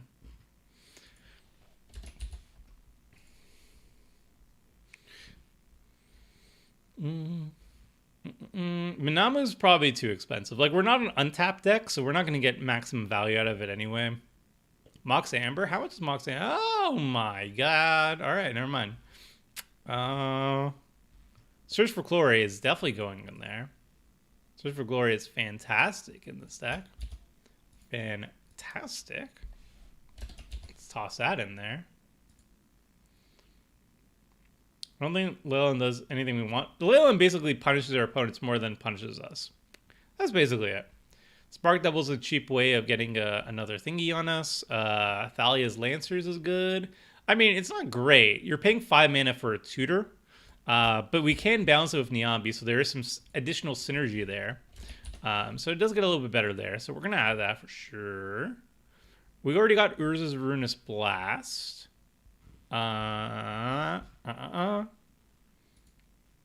Circle of Loyalty. It's so busted, and yet I don't want to cast it. Wasn't Mox Amber like $6? Yeah. When did it go that high? It's that commander effect. All right, let's get rid of all these. Let's get all rid of these. I think so far this is a pretty nice start, chat. The next thing I want to do is I want some ways to reanimate. So I'm going to say Graveyard, Battlefield, and hopefully that's going to find all the reanimation stuff we want. Angel of Glory's Rise is interesting. I don't know how many humans we have, but it is a way to reanimate a bunch. We definitely don't have any zombies. Yeah, there's a ton of like really sick reanimation stuff. Hopefully this keyword will find most of them. And we're looking specifically for creatures. So Artisan of Kozilek, 9 mana. It costs a lot, but we might be able to get there. We definitely want cheaper options than just Artisan of Kozilek, but I'm just going to throw in basically anything that catches my mind. Breath of Life, that's definitely 4 mana. Reanimate is basically the standard that we're looking for here. Breath of Life. God-Fearer's Gift, that is also a potential. We already have Bruna in there. Enchantment Graveyard to hand.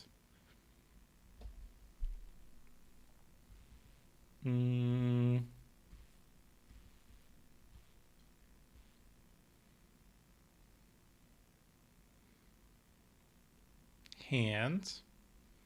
Artifacts and enchantments. I think Dawnbreak Reclaimer could be kind of interesting. It does require cooperation, which, you know, doesn't always work. Death or Glory, yes. Is it still cheap? Please still be cheap. Please still be cheap? Yes. Death or Glory. That finally get to run it. Oh man, I'm excited for this one. Separate all creature cards in your graveyard into two face-up piles. Remove the pile of an opponent's choice from the game and return the other into play. That could be big value. That could be definitely big value.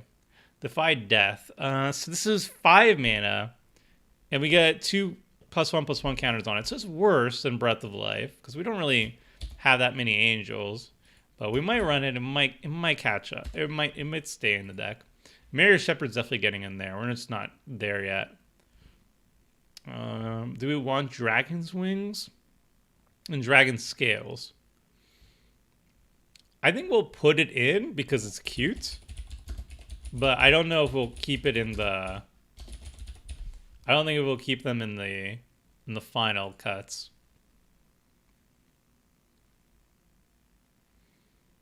Ooh, wait, Dreams of the Dead. Did I miss this? Oh no, this is a new thing. Return target white or black creature card from your graveyard to play. So this is actually kind of sweet. Return target white or black creature from your graveyard to the battlefield against cumulative upkeep 2, and you would be exiled. This is actually kind of cool. This is also instant speed. Yeah, we're doing that. That sounds sick.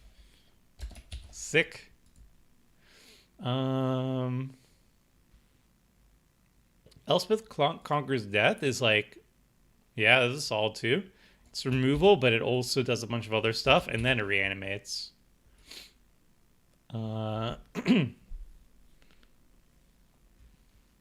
Maria Shepherd, definitely. We'll have enough planes for this to be strictly reanimation most of the time.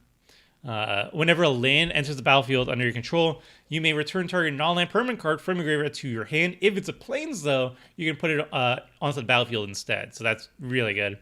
Myriad Skyrune is going to be too expensive, and it's going to be difficult to get that many planes onto the battlefield.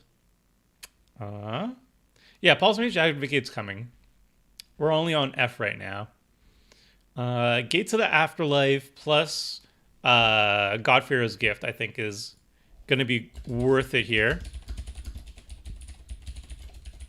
Or maybe not Gates of the Afterlife, but we'll see.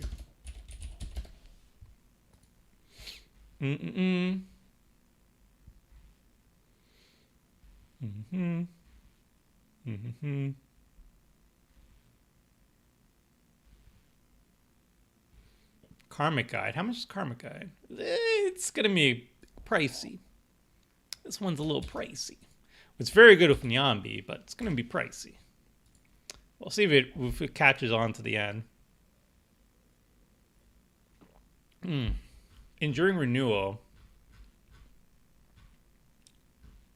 If you would draw a card, reveal the top card of your library instead. If it's a creature card, put it into your graveyard. Otherwise, draw a card. Whenever a creature is put into your graveyard, play, return it to your hand. No, we're not running Enduring Renewal. Nope. Loyal Retainers is too expensive. Marshal's Anthem, though. Marshal's Anthem can do it. It's expensive, but it can do it. It's a nice, like, big mana sink at the end.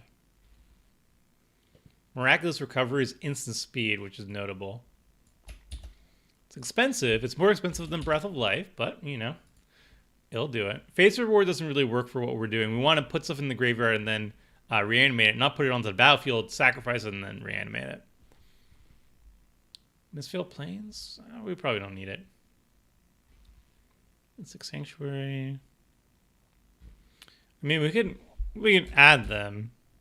Mistvale Plains, Mystic Sanctuary. Cosmic Intervention is not really what we want to do either. Because they're not going onto the battlefield. We're putting them into the graveyard, and then we're returning them from the graveyard to the battlefield. So blink effects don't work. Not what we want.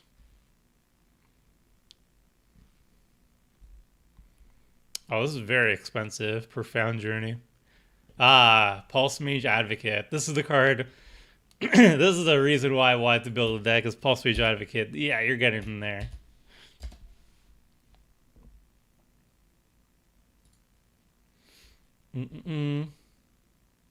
Rebels only.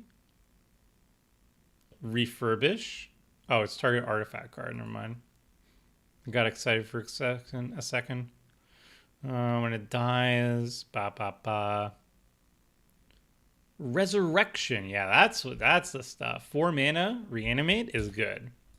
4 mana reanimate is the standard that we're looking for. Rally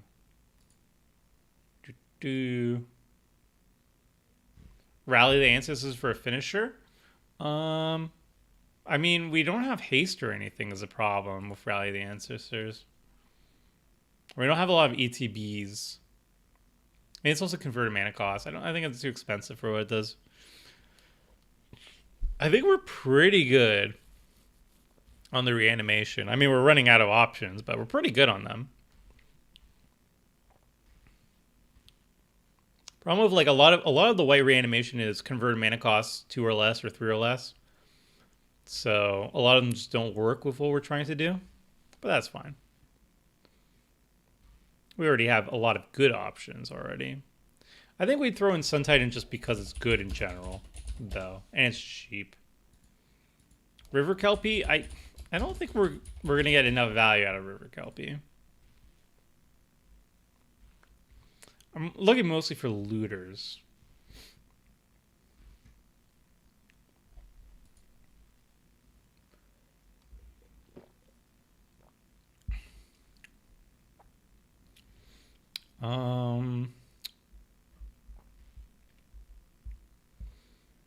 Not creatures triumphant reckoning. If this was just creatures, it'd be so good.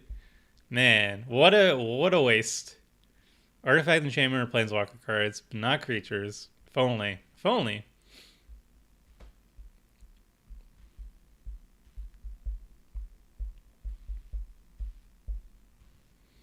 All right. Yeah, we added the card that sparked everything. It was Pulse Mage Advocate. That one is definitely staying in. Return 3 cards in an opponent's graveyard to his or her hand. Return target creature card from your graveyard to play. Beautiful, beautiful spice. Beautiful spice. All right. Triumphant Reckoning, yeah. All right, so we have a pretty good start to a deck. Pretty good start. The next thing we want is basically just like some looters, some good looters. One I definitely want to put in is Looter Il Core. I feel like that's just good value, you know? I'm gonna say draw and discard. Oh, that didn't get it. Discard. Hey Joshua, thanks for the $5 donation. Have to go. Deck looks sweet so far. Hope the rest of the stream goes well. Thank you. Have a good one. A good weekend. Factor Fiction? Yeah, Factor Fiction's a good one. Merfolk Looter is also a good one. Body Double, 5 mana reanimate? Yeah, Body Double's good. I'll throw it in there.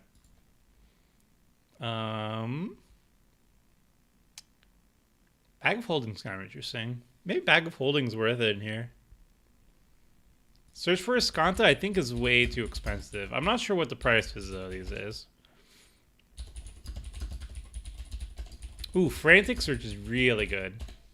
I like me a Frantic Search. Bizarre Trade Mage? Nah, discard 3 is just not where you want to be usually.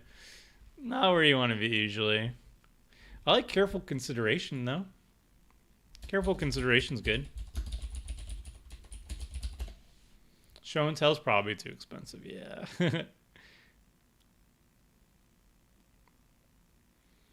Careful Study's fine. I don't know the price of it, but we'll do that. Champion of Wits is good too, because we could even discard it and then get it later. Bag is bad here. I mean, it depends on how much we're going for. Ooh, Compulsive Research is good. Research is good. Chart of Course is also really solid. Foul Looter, 3 mana is meh. Ooh, Dream Trawler. Another Sphinx. It is a little bit jank. But we'll toss it in. I don't know. Maybe. Mm-mm-mm.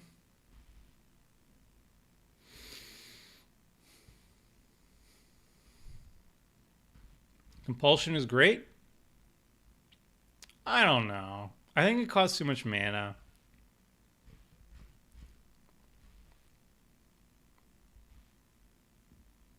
Oh, Ghostly Pilfer is fantastic.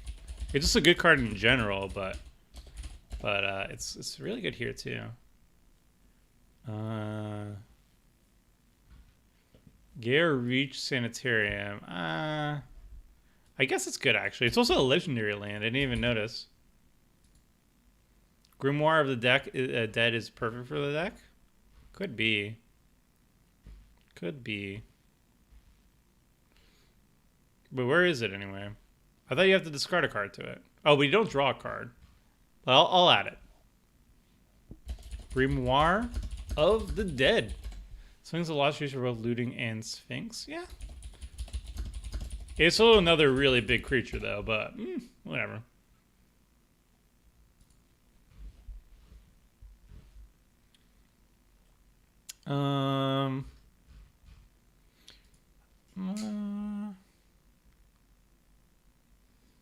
Jace Vryn's Prodigy would be something I would add, but it's a bit expensive.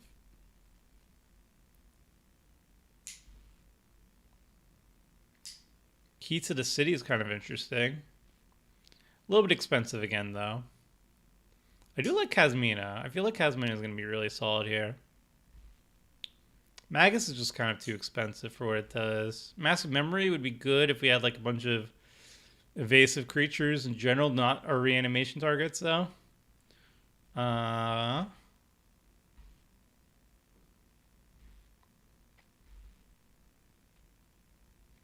3, discard 2. I'm looking. I do like Pull from Tomorrow. We got Merfolk Looter already.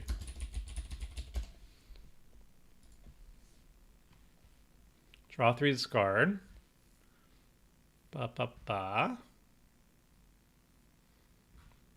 don't think Reign of Revelation is terrible, but it's not as good as Pull from Tomorrow. But we'll throw in Reign of Revelation just in case. Reign of Revelation. We'll need some amount of card draw anyway, right? So, draw 3, then discard. Wait, is that? Oh wow, I didn't realize Reign of Revelation was already a card, but it's instant. So that's 4 mana, draw 3, discard at instant speed. That's 4 mana, draw 3, discard at sorcery speed. Smuggler's Cop.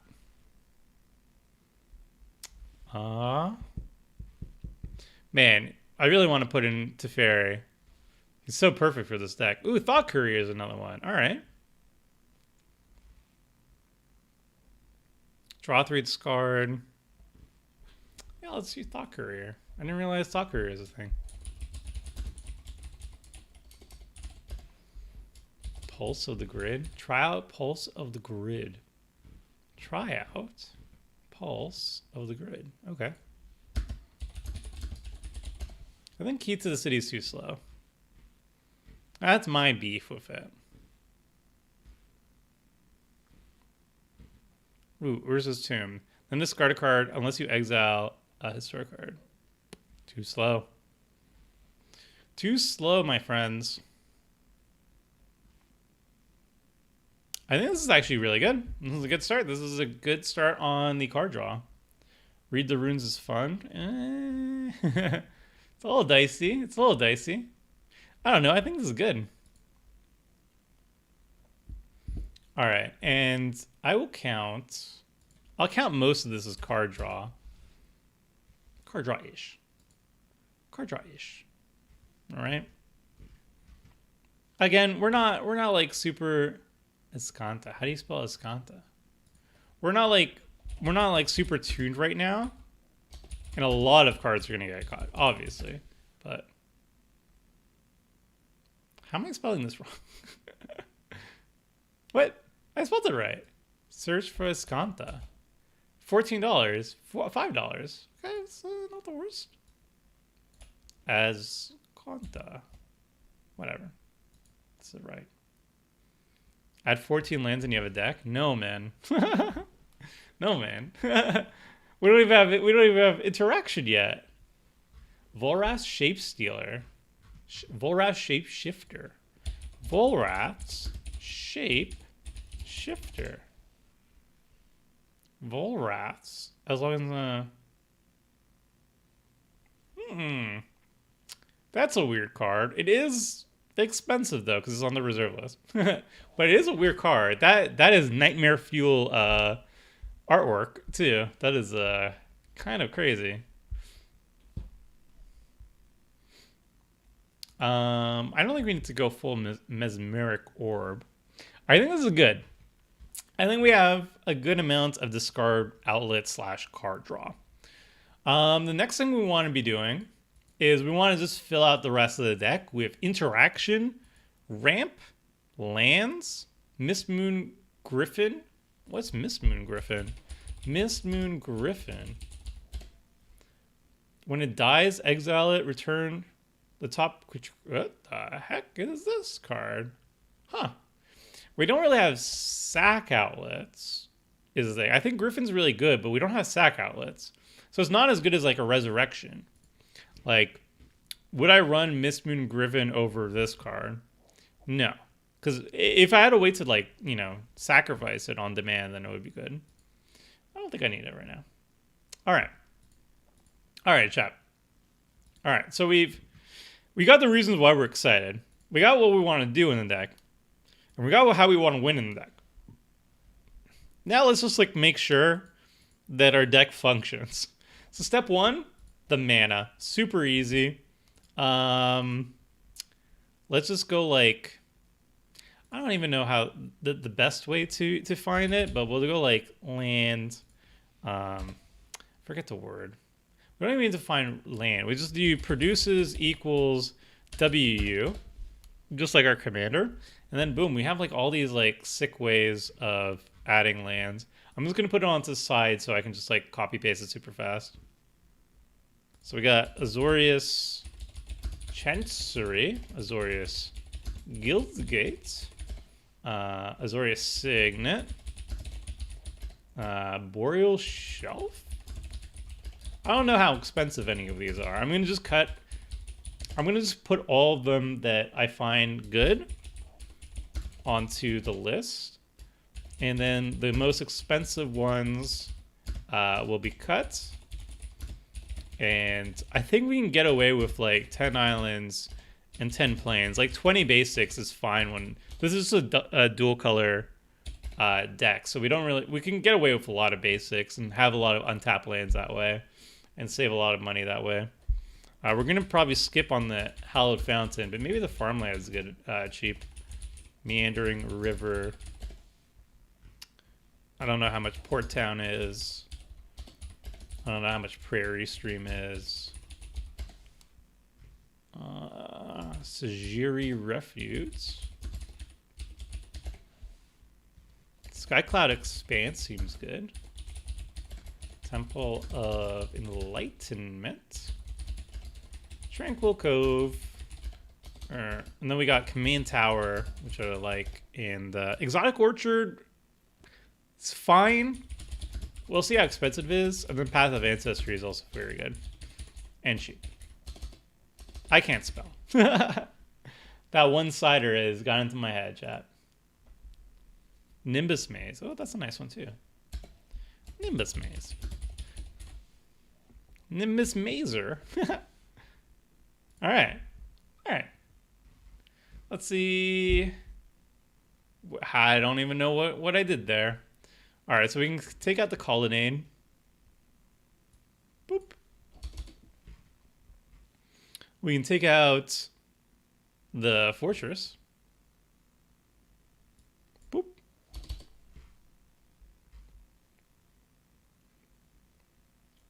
Wow, Mist Veil Plains is kind of expensive. I don't think we really need the Mist Veil or whatever. Like, they're good, but we don't need them.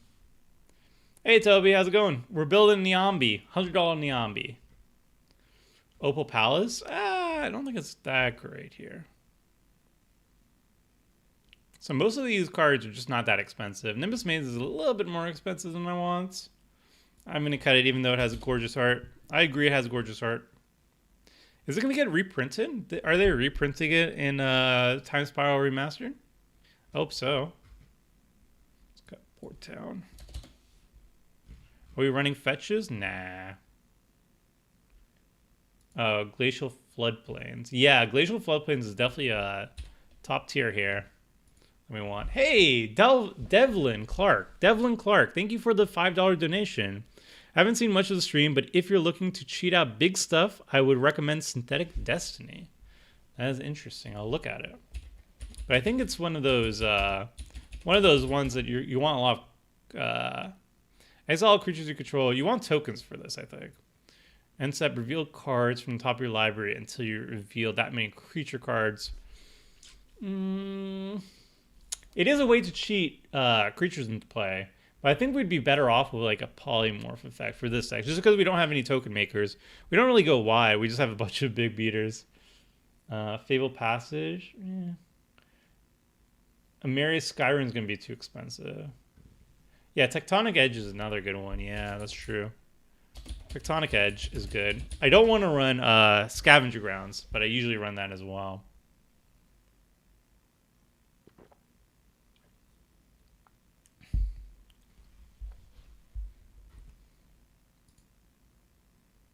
We get the what glacial what? What's wrong with it? Oh, okay. Floodplain. There. Fixed. Oh, we'll add Graveyard Hate. Don't worry. What? No. Please. Floodplain. What did I get wrong? Oh no. We'll like quickly save. All right. 37 land. That's actually kind of perfect. I don't think we need a Boreal Shelf. I think we can get away with even more basics, to be honest. It's just a 2-color deck.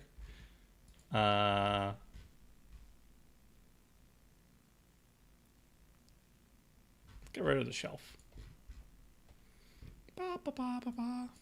And now this is kind of like the easy part, chat. I think we need more islands.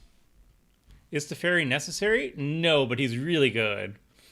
So I kind of want to put Teferi into the deck just because he scales in multiplayer, and every single turn we're going to get to loot. So he gets to, like, if you compare it to like Looter Il Core, which I also think is really good, or Merfolk Looter. Merfolk Looter can only loot once per turn cycle. Teferi can loot 4 times per turn cycle in a 4-player game, which is absolutely insane. So I think he's worth actually paying the $11 for, especially if we're doing $100 budget. I think we can get him. We can get him in there. He's just he's the best looter. Like, he's kind of insane. All right. So we have enough mana, or in terms of lands. Now we want to make sure we have enough ramp. All right, so the ramp is going to be, we got the Azorius Guildgate, so that's 1. We got the Shaku, which is kind of expensive. 2. We got, that's all we put in so far. So I'm going to throw in some of my good old staples, stuff you just gotta like, you know? We got Knight of the White Orchid. That's always good. We got, let's do a Commander Sphere. Everybody likes Commander Sphere. We got Talisman of Indulgence, but I think it's going to be, no, Dominance, but that's going to be too much. We got Mind Stone. Ooh, that's a good one. Everflowing Chalice. I love me some chalices. We got Hedron Archive. No, I'm just kidding. What else? What are some easy ones? Thought Vessel. Thought Vessel's good. Arcane Signet. Let's do it. Somsonly Lacrim. Dreamscape Artist, I'll put it in here. Why not? Let's just say let's just do it one time. Sphere is bad? Sphere is fine. Oh, Sol Ring's good too. Yeah. Sol Ring. Burnish Heart? Sure.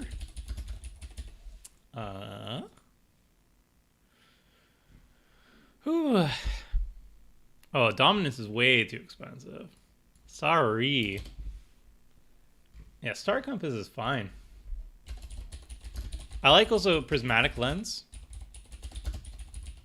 Any fans of Prismatic Lens in the house? Skyclave Relic. That's good too. Mirrored Landscape's good too, yes. Yes.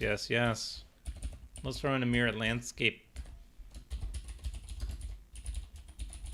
Oh, it's Talisman of Progress. Let's see how much Talisman of Progress is. Stoic Farmer? I don't think it's very good. Oh, he's even more expensive. Well, yikes. That's a yikes.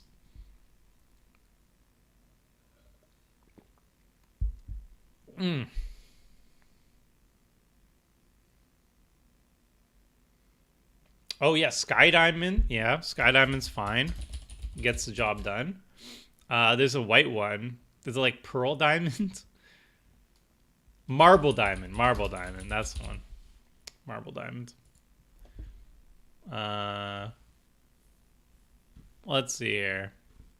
So we got 1, 2, 3, 4, 5, 6, 7, 8, 9, 10, 11, 12, 13, 14, 15.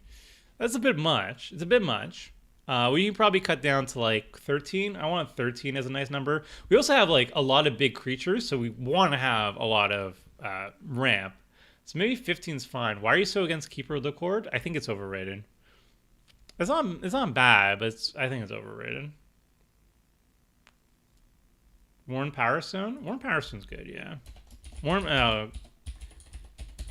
Cartographer's Hawk. Really? Really, man? Yeah. Ooh, Worn Power Stone's not that expensive anymore. Okay.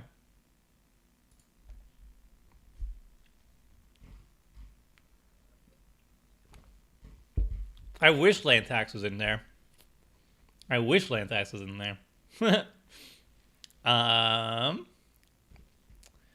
All right, so let's see ramp wise. We got Knight of the White Orchid, $1.82, a little bit expensive, but I think it's worth it. Commander Sphere, I think is actually a good card, so I'm gonna keep it in there. It's not great, it's not the best, but it's $1.26, so that's fine, or 26 cents. So 1, 2, I like that. Mindstone, Mindstone's already $1, but I think it's fine. Chalice is good.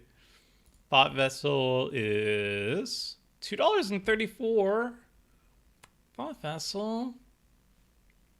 Really? 1, 2, 3, 4, 5, 6, 7, 8, 9, 10, 11, 12, 13, 14, 15, 16. All right, let's get rid of the Thought Vessel. I'm sorry. And I'm going to cut one more. And I think the Shaku's really good. It's the most expensive, but it's really good. So I'm going to think about that. Surveyor's Scope.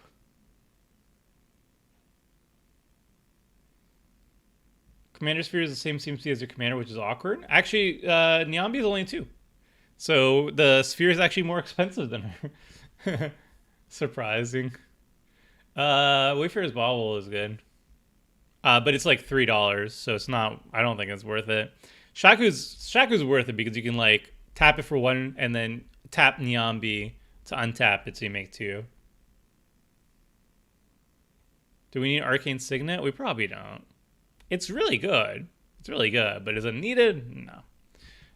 So 1, 2, 3, 4, 5, 6, 7, 8, 9, 10, 11, 12, 13, 14, 15. We have a little bit more than that actually, because we have like didn't we have like something else that was ramping too? The Shaku's not counted here, so that's 16. I'm gonna say we have 16 ramp right now, so we can cut one. We can cut one of these. That's awkward. Also, no worries, dude. Gates of Isfel. Yeah, we could put Gates of Isfel. Is it better than Memorial to Genius? I thought it was just the same thing. I think we can also just cut another dual lands. Or 2-color land. Because, like, most of them are just not really worth it. We could probably cut the Temple of Annihilation. Or just we'll cut a Coastal Tower. Nobody cares about Coastal Tower.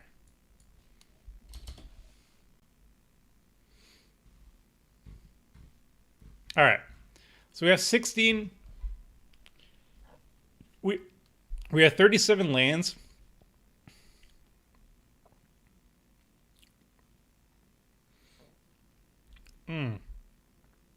Yeah, actually, I don't really like Gates of Esfel that much. It's slow, and I don't think we want to crack it that often. I think it costs a bit too much. We'll do 11 islands. All right. So we got our lands. We got more than enough ramp. Ugh. So we got 37 lands. We could add some MDFCs. Shajiri Shelter, Kabira Takedown. You know, those two. You know what? I'll even add them. Kabira Takedown. Actually, Kabira Takedown's not that very good here. Shajiri Shelter, though, is going to be fine. Tap land's mostly bad. Yeah, but they do mana fix. Like, we do need some mana fixing. We'll put the Shajiri Shelter here. So, +1 MDFC.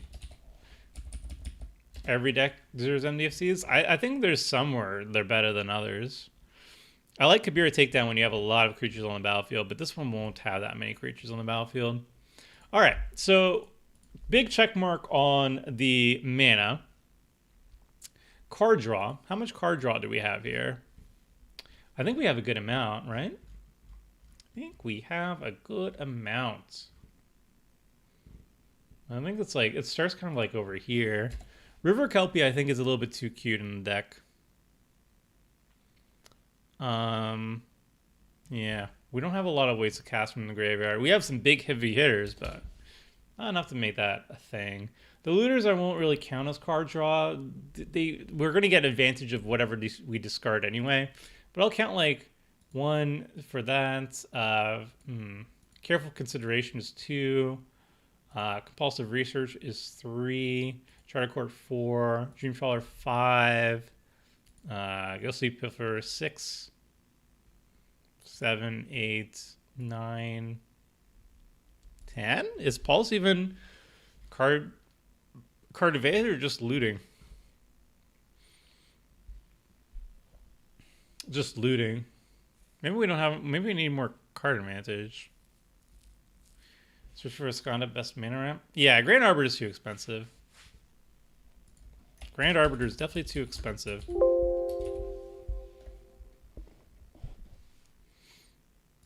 All right. So we don't have. I'd say we have about like 6 card draw. We might want to add more. Maybe like 6, 7 card draw. Might want to have more. Teferi's Agent, yeah, Agent's Insight is yeah, you can count it as card draw. It's very good for looters. All right, we're gonna put a pin on the card draw. Now we have to do removal. I guess it would be easier if we just kind of took out some of the clutter first. There's a bunch of cards that we're just not going to be running, right? So we're gonna just like cut down some of the weaker cards now that we've added a whole bunch. Dreamscape Artist I don't like, but it's good here. Ghostly Piffer I really like. Very good here. Literal Core is fine. Merfolk Looter's fine. Thought Courier's fine. Baron, I don't think Baron's making it. Sorry. I put him there, but I don't think he's staying around. We have a lot of things to go. We have to cut a 35 cards, so expect lots of things to go. I don't think Levon is worth it here either, to be honest. I don't really, I don't really care if stuff are blown up. Raydon. No, I think it's too low impact. I'm sorry, Raydon. Sigrid Godfavored. I'm gonna counter as removal. It's very cute removal. Ifara, no. Sorry, Ifara. You're not making the cut. If not so far, Ifara. Ooh, Infant Mutineers is really good too. Yeah, Raven Form, I think we can do better. I like Wrath Compassion. Solemn is fine. I think it's a little bit, it's like not great in our deck or anything. Teshar, I think, is going to be a little bit silly here, so I'm going to cut Teshar as well. We don't have a lot of low stuff to reanimate that we care about reanimating in terms of creatures. Alexi's might be a little bit too cute, but I like her. I'm going to keep her for now. Iniaz, I think, might be a little bit too cute in the deck. I don't know how many flyers this deck is going to regularly have on the battlefield. Rilvox, still a good add. A lot of these legendary creatures don't have power. Maybe. Isperia the Inscrutable. The fact that we don't know what our opponent's hands are makes her not very good in the deck, I don't think. So we're going to take out Isperia the Inscrutable. Where is the Inkwell? Inkwell's not a legendary creature, so it's going to be... I mean, we could still reanimate it. It's fine, but I wanted to stick to legendary creatures for more value of Niambi.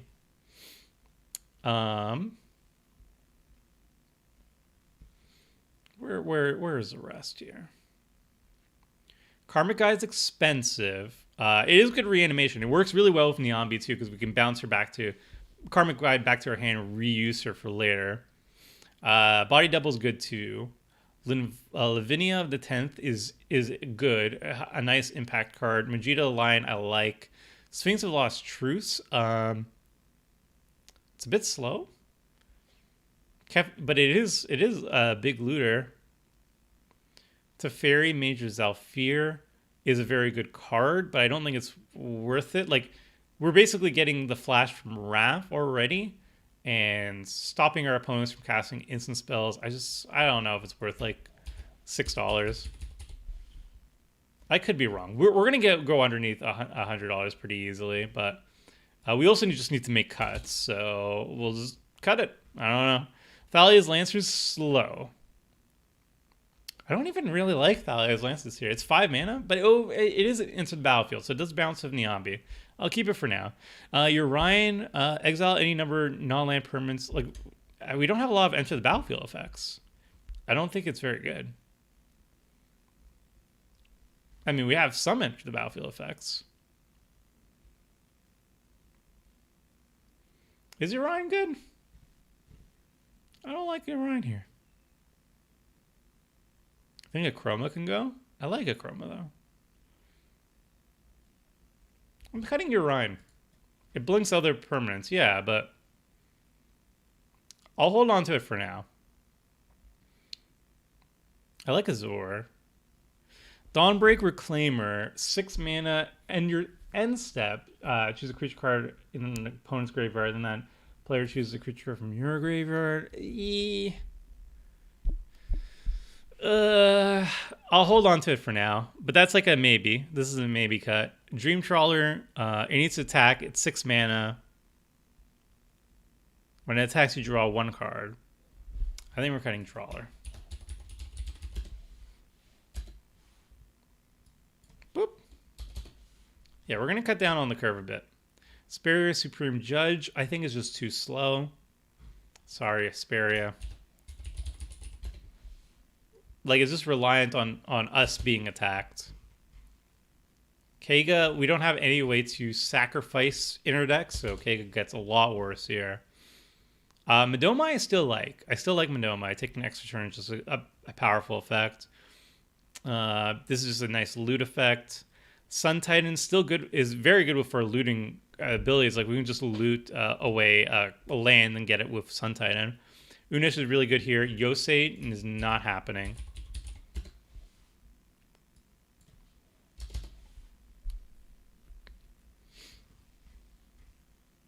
Yeah, I think Urion's gone. You're right. It requires a lot of stuff on the battlefield to be really good. It's good with like Karmic Guide, and it's good with some other stuff, but I don't think it's worth throwing in for. A Chroma Vision of Ixidor. By herself, is she better than Angel of Wrath? She's almost as good as Angel of Wrath, which is kind of crazy. She gets a little bit better when you have more creatures.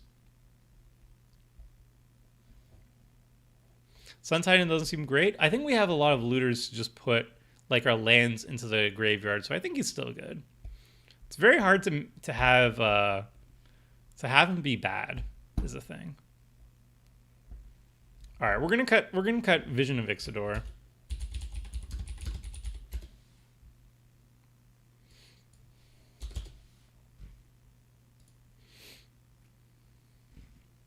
We're probably gonna have to cut more of these. And we're also almost at our $100 price point too.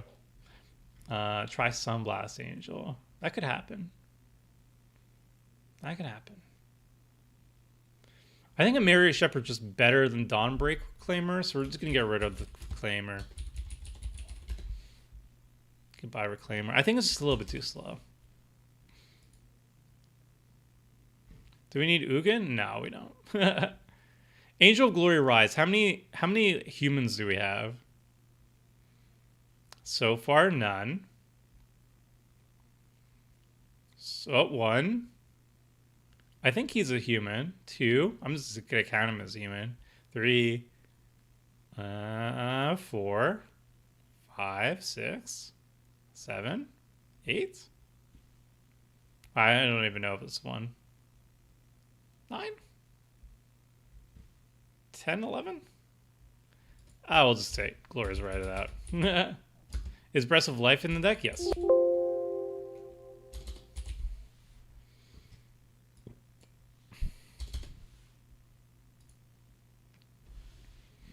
So Gloria's Rise is out. And hey, see ya, Rach. I guess Artisan of Kozilek is a little bit. Well, he's a big old 10-9 that we could reanimate. It's not bad.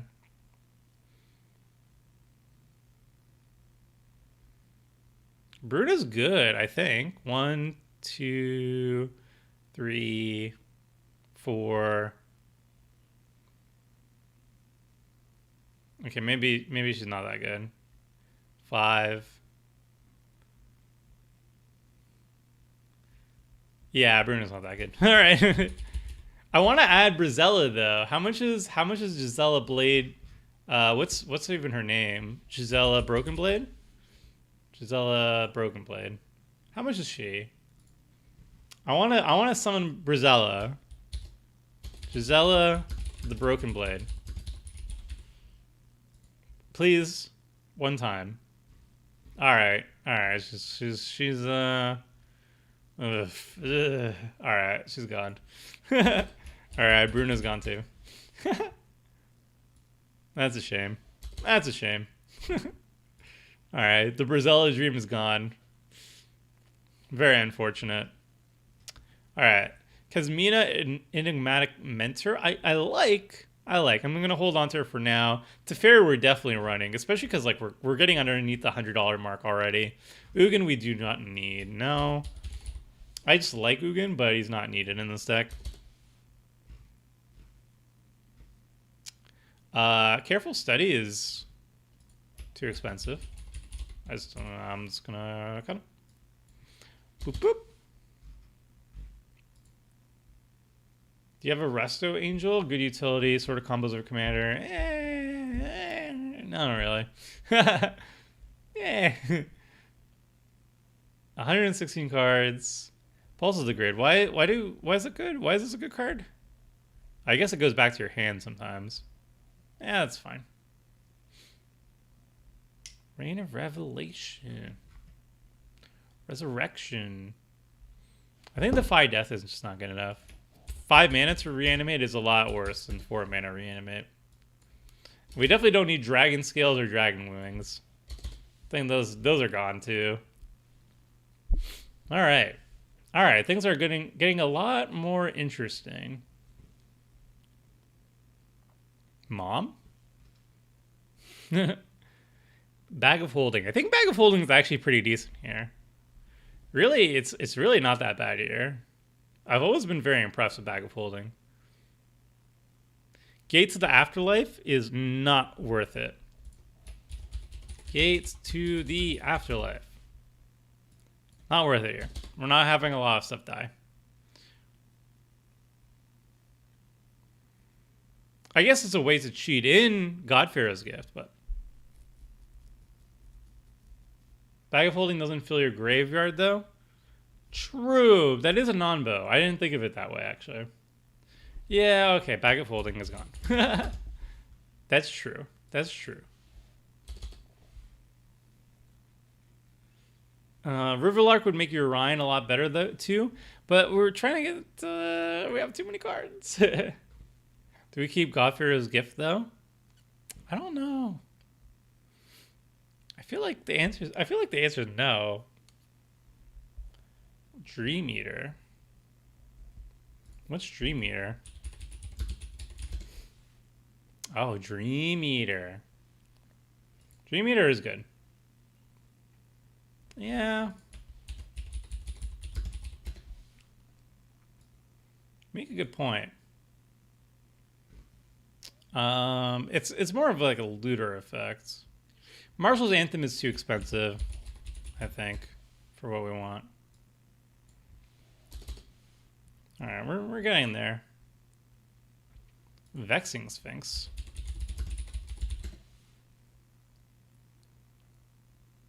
Nah. I think that's a little too cute. Well of Lost Dreams? No, this is not a life gain deck. I would not build around just Niambi's ability of gaining life a little bit. All right, we have 10 more cuts, and we still need to add our target removal and everything. Baron's not in it, no.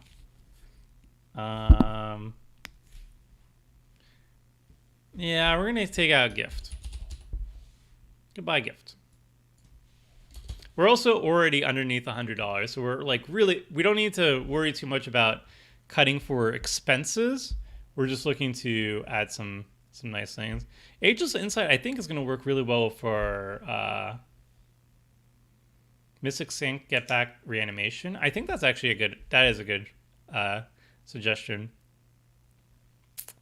We don't really need, like, I'll just take out the Chancery. The problem is, I think I do like Karus more than most people like them, but they do get significantly worse when you have a lot of tap lands. Yeah, Baron's gone.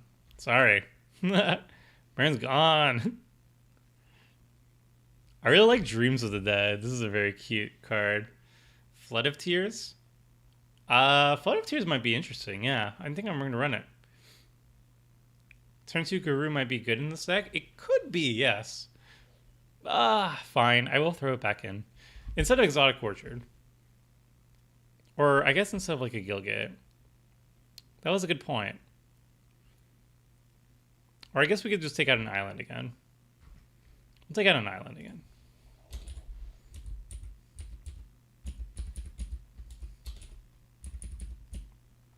Or we'll take out...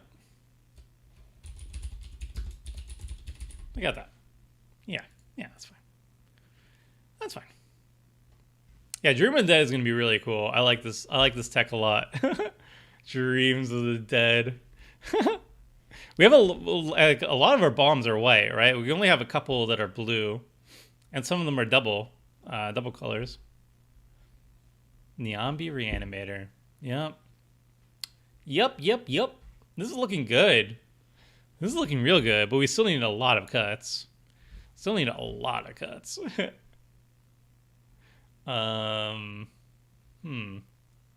I like Miraculous Recovery. I like Death or Glory. I like Resurrection.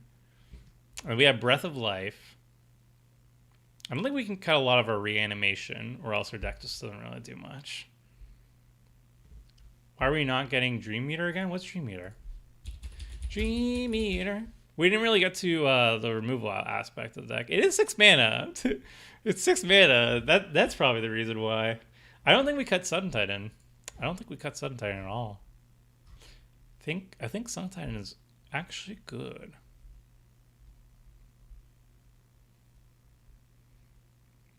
Draw 4, discard 2 versus... Yeah, Reign of Revelation's gone. Not a huge fan of Frantic Search? Oh, you have to play Frantic Search then. It's a very good card. Sun Titan's getting back our lands. We discard lands, and then we get them back with Sun Titan. It's a good ramp. And also, we have like a bunch of mana rocks that are going to die. We have like small, lower CMC stuff that we can get back to. It's really not that bad.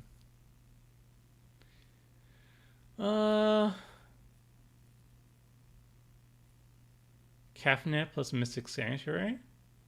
Cafnet's good. Lavinia. Maybe Lavinia's a little bit too cute.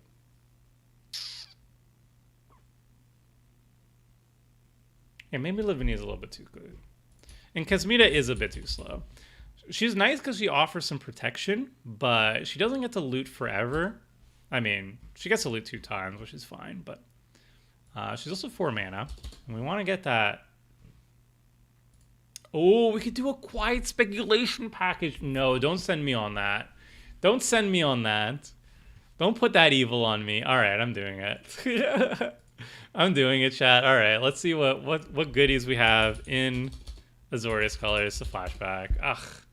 I was this close to not do it. I was this close at not doing it. So we get some deep analysis. We get some deep analysis in there. Quiet Speculation. Oh no. I need to cut cards, and look at me now. Divine Reckoning is kind of interesting, but very expensive. But we'll think about it. You know what? We'll think about it.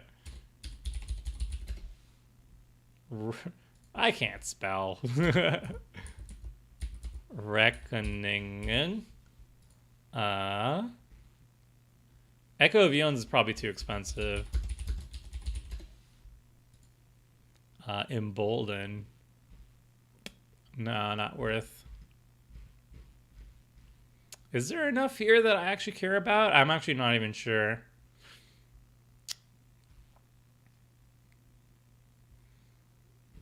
I'm actually not sure. Seven's Reclamation is very good, though.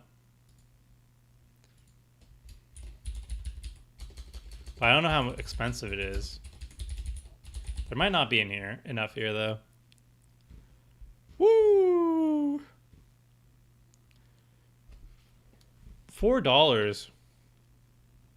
Echo of Eons is 15. Yeah, Echo's not working out.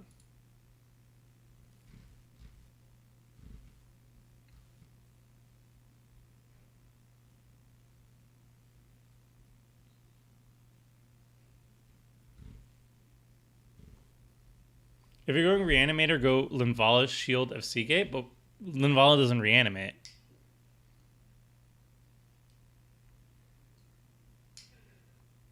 Well, we can add Graveyard Hate. We can just run Purify the Grave.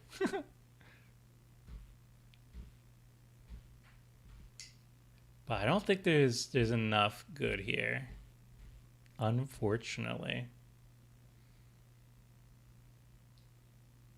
Yeah, I don't think we're going to do Quiet Speculation, unfortunately. No, not a Quiet Speculation package here.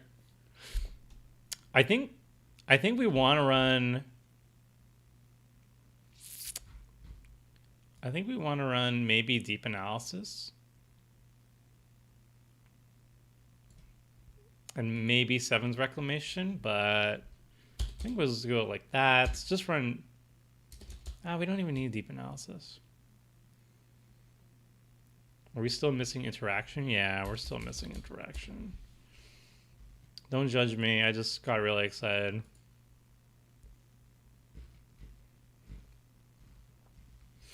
Reclamation is faster than Sun Titan? I don't think so. I don't think so.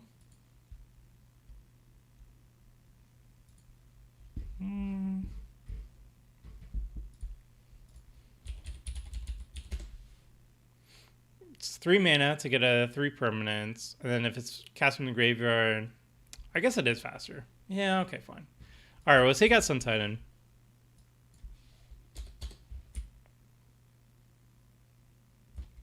Put in Seven's Reclamation. We'll put in Deep Analysis.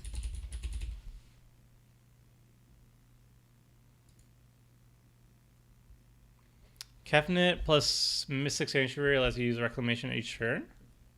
You can only do it once, right? And then it goes back to your hand. Sun Titan is a reanimation target. Chad, don't make this. Don't, no. I don't like Pulse. I don't actually like Pulse. But, But these looters are kind of slow, too. So maybe I cut some looters. I don't even know anymore. This is such a hard curve. Yeah, Windfall should go in here. Sphinx of Lost Truth is in the deck.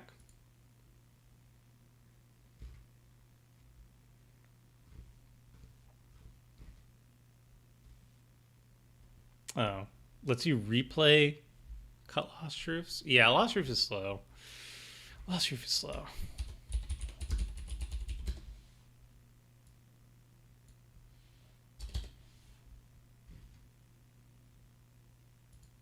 Alright, that's gone. Alright, that's gone. Haste is key with Bonded Fetch. What's Bonded Fetch? Bonded Fetch. Ooh. Nah.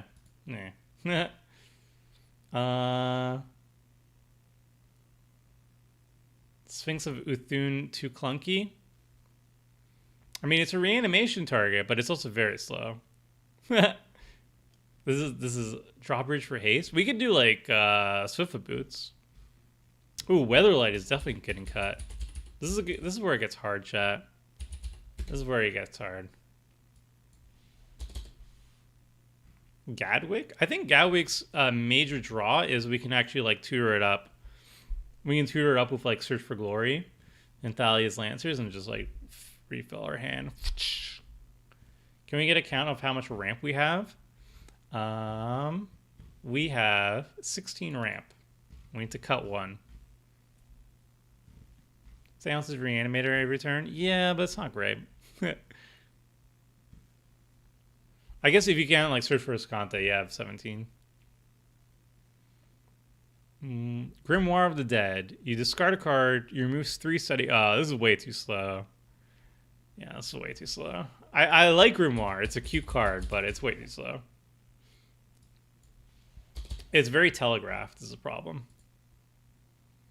False Defeat. What's that? I know. Whoa. Oh, it's $18. I was like, whoa, I want this. But it's $18.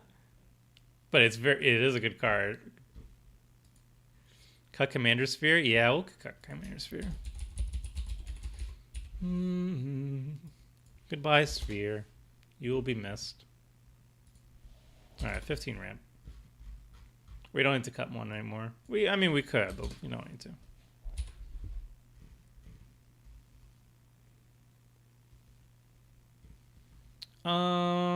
Search for Escanta. Is it bad?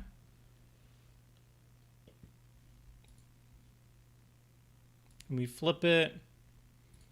I mean, it turns into a land. That's not bad. Why not cut a diamond? Diamond you can play turn 2. That's the only real reason. I think the diamonds are better. 2 seems to just being better. We're gonna cut Escanta just because I wanna speed it up, you know. We'll just speed it up a little bit. Put in Milliken? Nah. Could you use a silent submersible? No. That's a no. We still need to we need to still put in removal. This is the problem. We still need removal spells. I think we're good. We're definitely like good on card draw. I think and we'll cut Lavinia. I think Lavinia's a little bit too. Maybe we cut Alexi. Maybe Alexi's a little bit too cute. Unish is good. I'm not cutting Unish. Profound Journey? What's Profound Journey? No, too expensive. How many reanimation effects in the deck? We have a good amount. We have one, my favorite. One, two,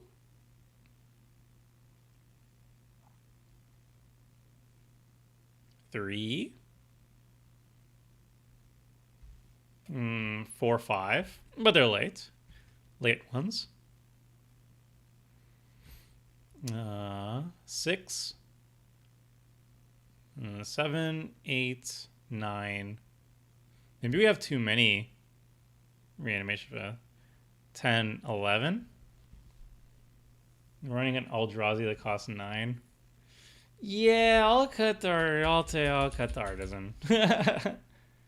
Is Dreams of the Dead good in this deck? Yes. It's so good in this deck. I think it's awesome.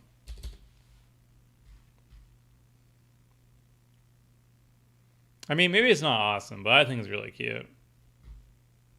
I think it's really cute. Maybe cut Elspeth? I think Elspeth's good removal, though.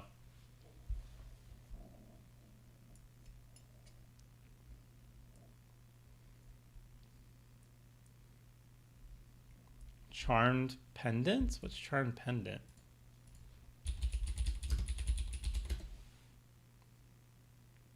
Mill card. No. Turbulent Dreams?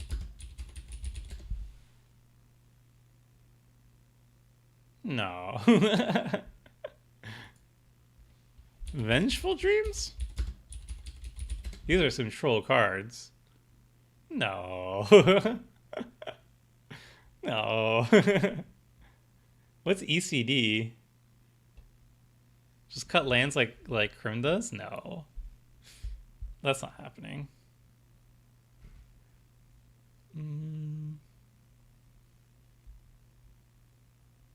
Chat is getting desperate. Dimensional Breach? Am I going to even look up these cards now? Come on now. I can't imagine Pulse of the Grid is a good card. I'm sorry. Is it good? It doesn't seem good. It doesn't seem bad. Oh, I'm keeping Elspeth. I'm sorry. No, we can't cut too many lands in this deck. I don't think that's how this deck works. Dreams of the Dead. Put it directly into play. So 2 mana, and then you have to pay 2 additional each turn. I think it's still fine. You get it per turn, essentially.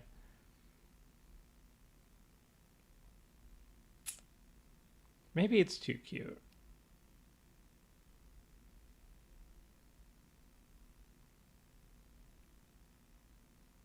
It's a cool card. I'm not cutting it. I'm not cutting it.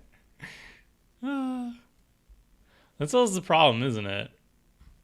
You find all these cool cards, and then you can't cut any of them. Maybe Miraculous Recoveries. Like, pay 5 mana to get a creature back is probably not where we want to be.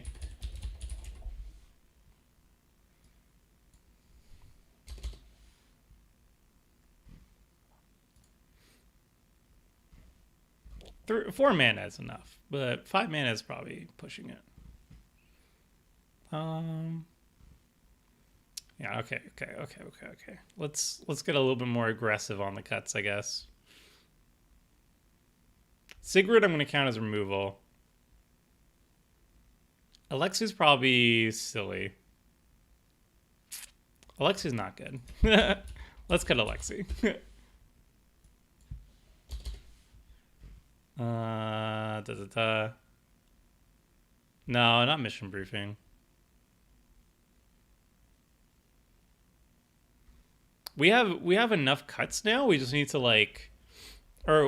we have enough cards now. We just need to make some cuts now. We can add some removal because we're low on the removal aspect. I'd replace Charter Coders with Deep Analysis. Yeah, we'll take out Chart. Oh, cut Dreamscape. I think Dreamscape's kind of bad too. Oh, but it does ramp at 3 mana. This is kind of funny. Open the vaults. Are you playing Refurbish? Refurbish only gets artifacts. I'm almost positive. Artifact card, yeah. I'm gonna keep Dreamscape just because it's cute. All right, it stays for the cute factor, and I will not hear it otherwise. Cleansing Nova is good. Is it very slow ramp? Yeah, it's a very slow ramp. How much removal and graveyard hate? I think we need 1 graveyard hate, and then we need a lot of removal. Okay, so the last thing we need to do is the removal package. I like going for 8 target removal. We'll probably go for like 2 board wipes just to make it a little bit easier on us. Rested in peace? No. Okay, so how much removal do we have right now? We're just gonna get a tally. All right. We'll count this as removal, even though it's like sketch removal, right? It has to be a creature that's attacking or blocking. So 1. I thought Lavinia's gone. Lavinia, get out of here. Lavinia, get out of here. I hope I didn't cut anything else important. This is a board wipe on its stick, and this is really cool. So that's 2. And then that's pretty much it, you guys. I guess phasing out. No, we're not gonna count phasing out.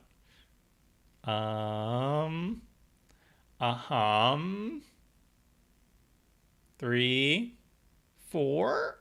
We got the board wipes down. We got enough board wipes. We just need target removal. Oh, and then Elspeth Conquers Death. Cut Unish? Absolutely not. It puts stuff in our graveyard. There's a good amount of Sphinxes. You know? I think Unish is really good.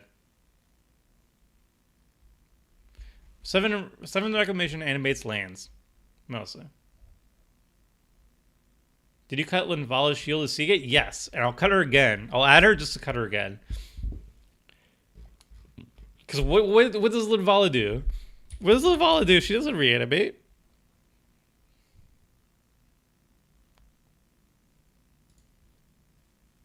She just protects the table. She's dumb.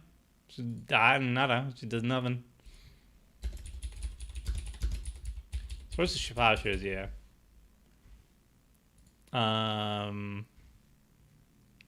Swords to the Plow.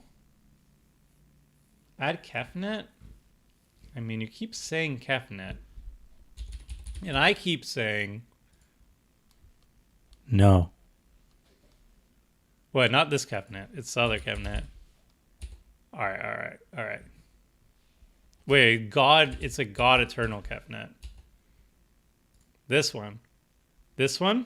No. We don't have a lot of instants and sorceries. What we're trying to. If we would just run God Eternal and Kefnet and we just like hope that we'll also find Mystic Sanctuary, I don't think that's a winning strategy. Winds of Abandon. What's Winds of Abandon?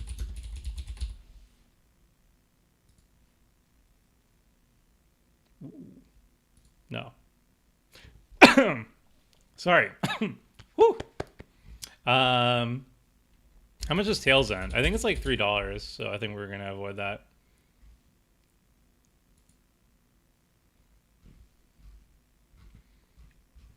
Oof. Tails End is very good. But we could just like run, you know, like we just run like Counterspell, right? It's cheaper.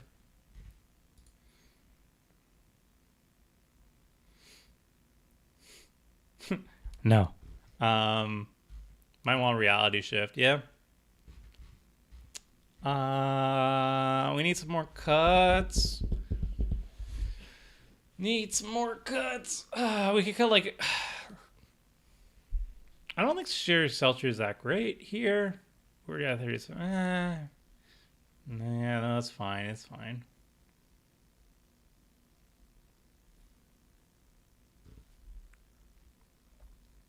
Yeah, but Forbid's 3 mana. I don't really like 3-mana counter spells. Although it is on flavor, I'll give you that.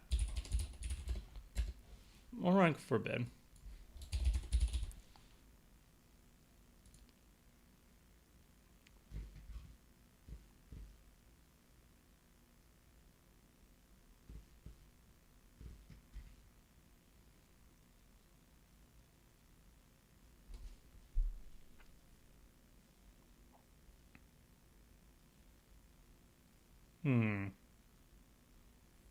We definitely have enough card draw.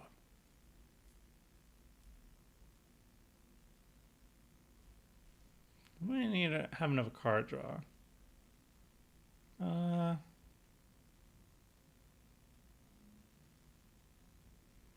don't know. I don't even know what to cut anymore, chat. Maybe we just cut Seven's Reclamation. We're not adding more cards. We're just looking for just cheap removal. Cut Arcanus? No. He draws 3. Absolutely. Will not hear it. Cut Thalia's Lancers? I actually don't like Thalia's Lancers here because this costs 5. Yeah, I'm cutting Thalia's Lancers. That one speaks to me. That one speaks to me. Do we need body double? I mean, it's like pseudo reanimation, right? Caught Solemn.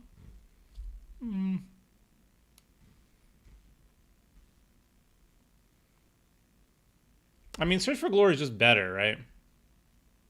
What about Wrath? I like Wrath. I guess we don't have a lot of ways to... I mean, we just hardcast our big creatures. I guess we don't need Wrath. All right. So we have the Dreamscape is the most awkwardly priced. But I guess it's like... I guess it's interesting in a way. 1, 2, 3, 4, and then we have 5, 6, 7, 8, 9, 10, 11, 12, 13, 14, 15, 16. We can cut like one more land generator thingy. And I think that's going to be Solemn over the Burnished. Core Cartographer. Yeah, this is a 6 mana total versus 4 mana total. Why are we running Karmic Guide? It's reanimation. Reanimates. It's good. Can we bounce? Alright, we'll take out the Burnished Heart as the last of the ones to cut. The problem is like we're also like pushing the money aspect of it. Yeah, it is better for Niambi, I guess. It is a lot to hold up. I'm also going to cut Wrath, because I don't think we're going to really take advantage of the flash aspect of that. Unfortunately. I also just need to really... I don't think getting low on creatures is going to be necessarily the worst.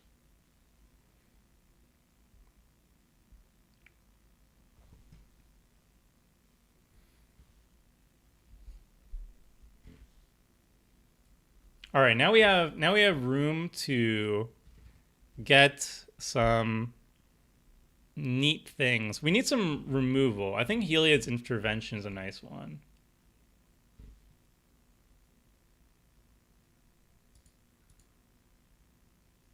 And we want spot removal. We just want like 2 more spot removal cards, and I'm gonna call it a day.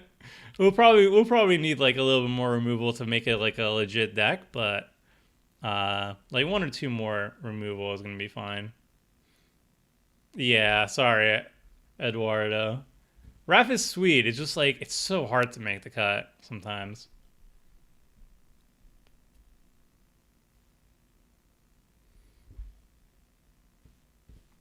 I think Return to Dust is fine.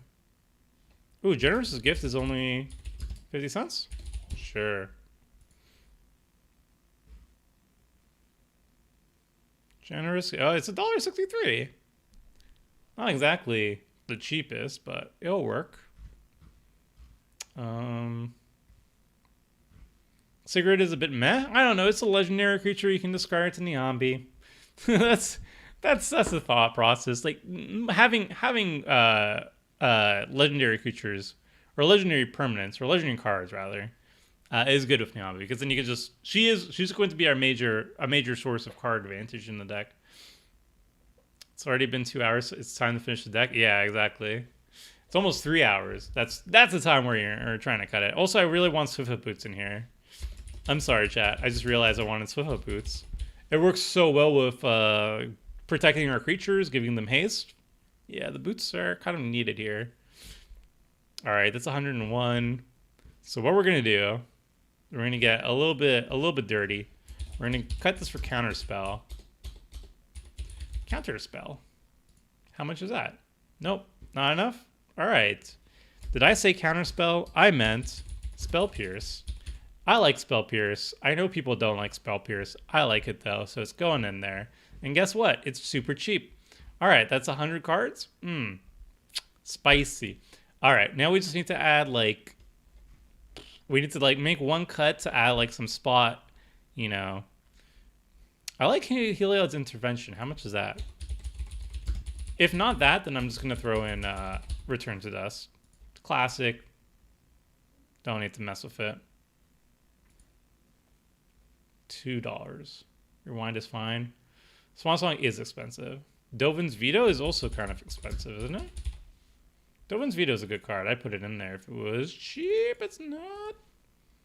Mana Tithe. Drop Gadwick for a Condemn? I like Gadwick, though. He refills our hands. What's everybody with cutting card draw? I don't understand it. I don't like it. I kid, by the way. Raph is better than Sigrid. Negate is cheap. But yeah, I like Spell Pierce. Brawl? Oh, I want to just cut a card for Return to Dust. Maybe Windfall. We'll cut Windfall. We'll run in Heliod's Intervention. I really like Heliod's Intervention. I think it's a good card. It's a dead reanimate target. I know it's a dead reanimate target. It's good with Niambi though. I mean, it's good from just casting her hand. I think I look at Gadwick and I see just a card we cast from her hand. If we cut Seven's Reclamation, I think you're undervaluing Seven's Reclamation, but also at the same time, you know what? We do need to cut something. Cutting Windfall? I mean, we have so much card draw. I think it's fine. One more removal spell, like enchantment removal spell. What is Champion of Wit again? It's just like a big ol' looter. Reclamation is real strong. It's true. Cut Everflowing? Everflowing is still good. We still need Graveyard Hate? Ugh. I know you're right, and it hurts me. It hurts that you're right. No, we don't want to do Graveyard that. I think Purifying. What about Purifying Light? Abject Failure? Ugh. I know. What do I do? It's getting difficult, chat. I think we could run Purify the Grave. And then I can almost excuse myself to run Quiet Speculation package.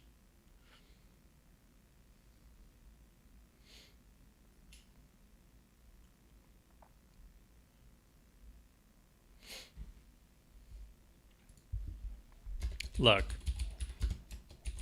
I'm not saying that I'm forcing the Quiet Spec package. I'm not saying that.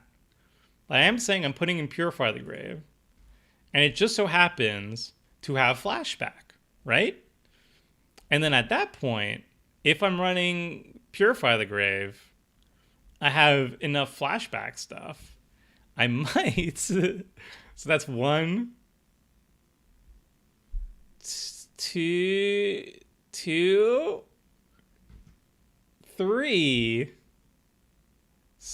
still not enough for that thing. You don't need 37 lands. I kind of do. I don't need Sujira Shelter though. Dismantling blows costs too much. I really like quiet speculation. It's true. I am stretching a little bit. You only have 6 reanimates now. Yeah, but we draw a lot of cards. It's fine. We'll find it. We'll find it. $100. So we got the generous gift. We got the spell pierce. We got the swords. We got the swords is expensive, huh? Heliod's intervention. I don't know. This is looking good. Deep analysis is good because we just looted it away. I think 2 mana draw 2 is good. Is that going to be played on stream? Very likely, yes. Very likely, yes.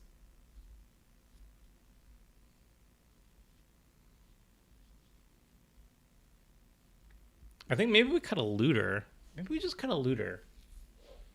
I don't like looters. They just loot, right? What's their deal? What's their deal?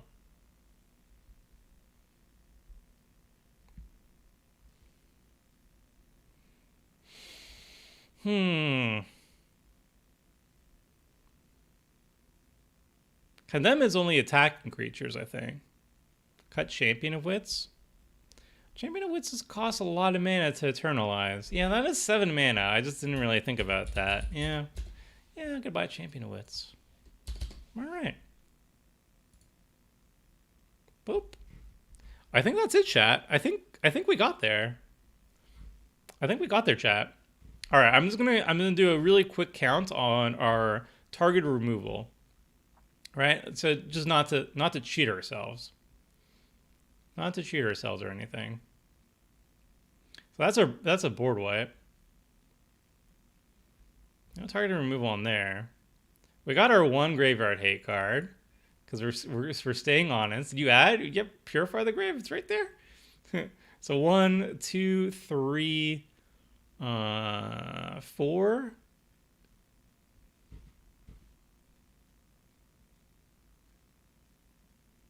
4, 5. All right, it's not quite where I want it to be. Not 8, but you just change it up based on stuff. It's fine. It's fine. Oh, Infinite Mutineers would be actually really good. Is better than Gadwick here? Why?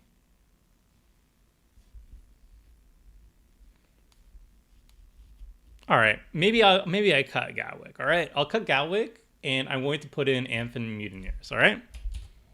Now everybody's happy.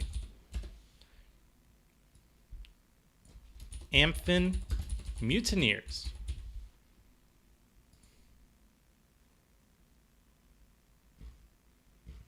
I didn't spell it right. I didn't spell it right. Amphin? Oh, it's just one of them. It's just the one mutineer. He didn't have any friends to mutineer with.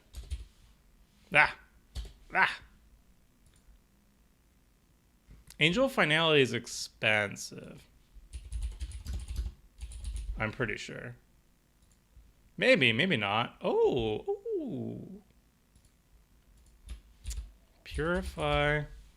Problem is, Purify the Grave it's the 1 mana. It's just a little guy. I don't know.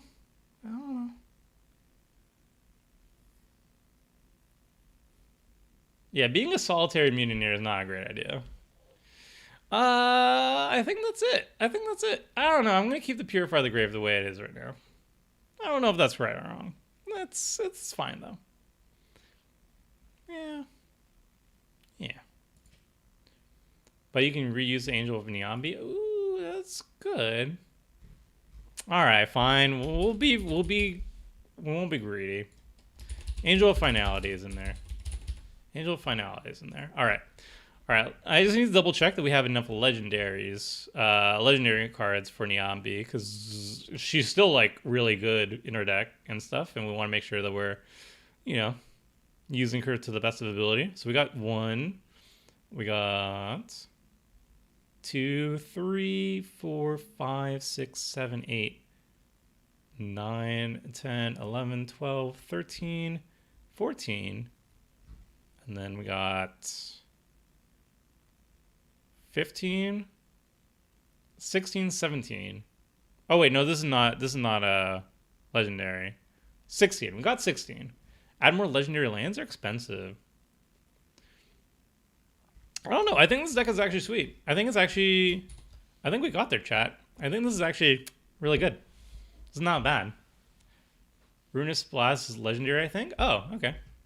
Yeah, okay. We got 17. We got 17 legendaries to pitch away to Niambi if we need it. And it just seems like good. Lane balance needs fixing. Yeah, probably. I don't even know. Do we need land balancing here?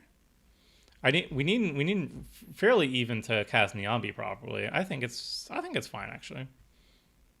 All of these are basically duels, right? I think it's fine. Playing mostly white splashing blue. I'm not sure if that's true. We have turn two looters. Like we want to get Dreamscape Artist, Pilfer, looter, all out on turn 2. Might want 2 Snowlands. Why? We're 33 cents over. Ugh. You know, I'm gonna cut like Exotic Orchard for a land. You know, that's what's gonna happen. You're forcing me to do this. Look what you're making me do. I'm gonna take out Temple of Enlightenment. Taking out Temple of Enlightenment for planes. There it is. There it is. Boom. Here, final tally is 99, 33 cents. Brewing Grimoire of the Dead. What would you suggest cutting for that? What would we cut for that? I don't know. Cut Frantic Search. It's card neutral. It's just more mana efficient, right? So I would cut Frantic Search, put in Grimoire of the Damned or the Dead. That'd be pretty easy. Mangar of Corondor is expensive. If you're not running Quiet Hate, there's better Graveyard Hate. Oh, we're running Angel of Finality. We cut Purifying the Graves or whatever. Repeatable and card draw and easier to cast. True. I mean, we could also run Soul Guy Lantern, but Soul Guy Lantern is kind of expensive right now. Boop, boop, boop. How much are you? This is the best one. Oof. It's getting pricey, but whatever. It's fine.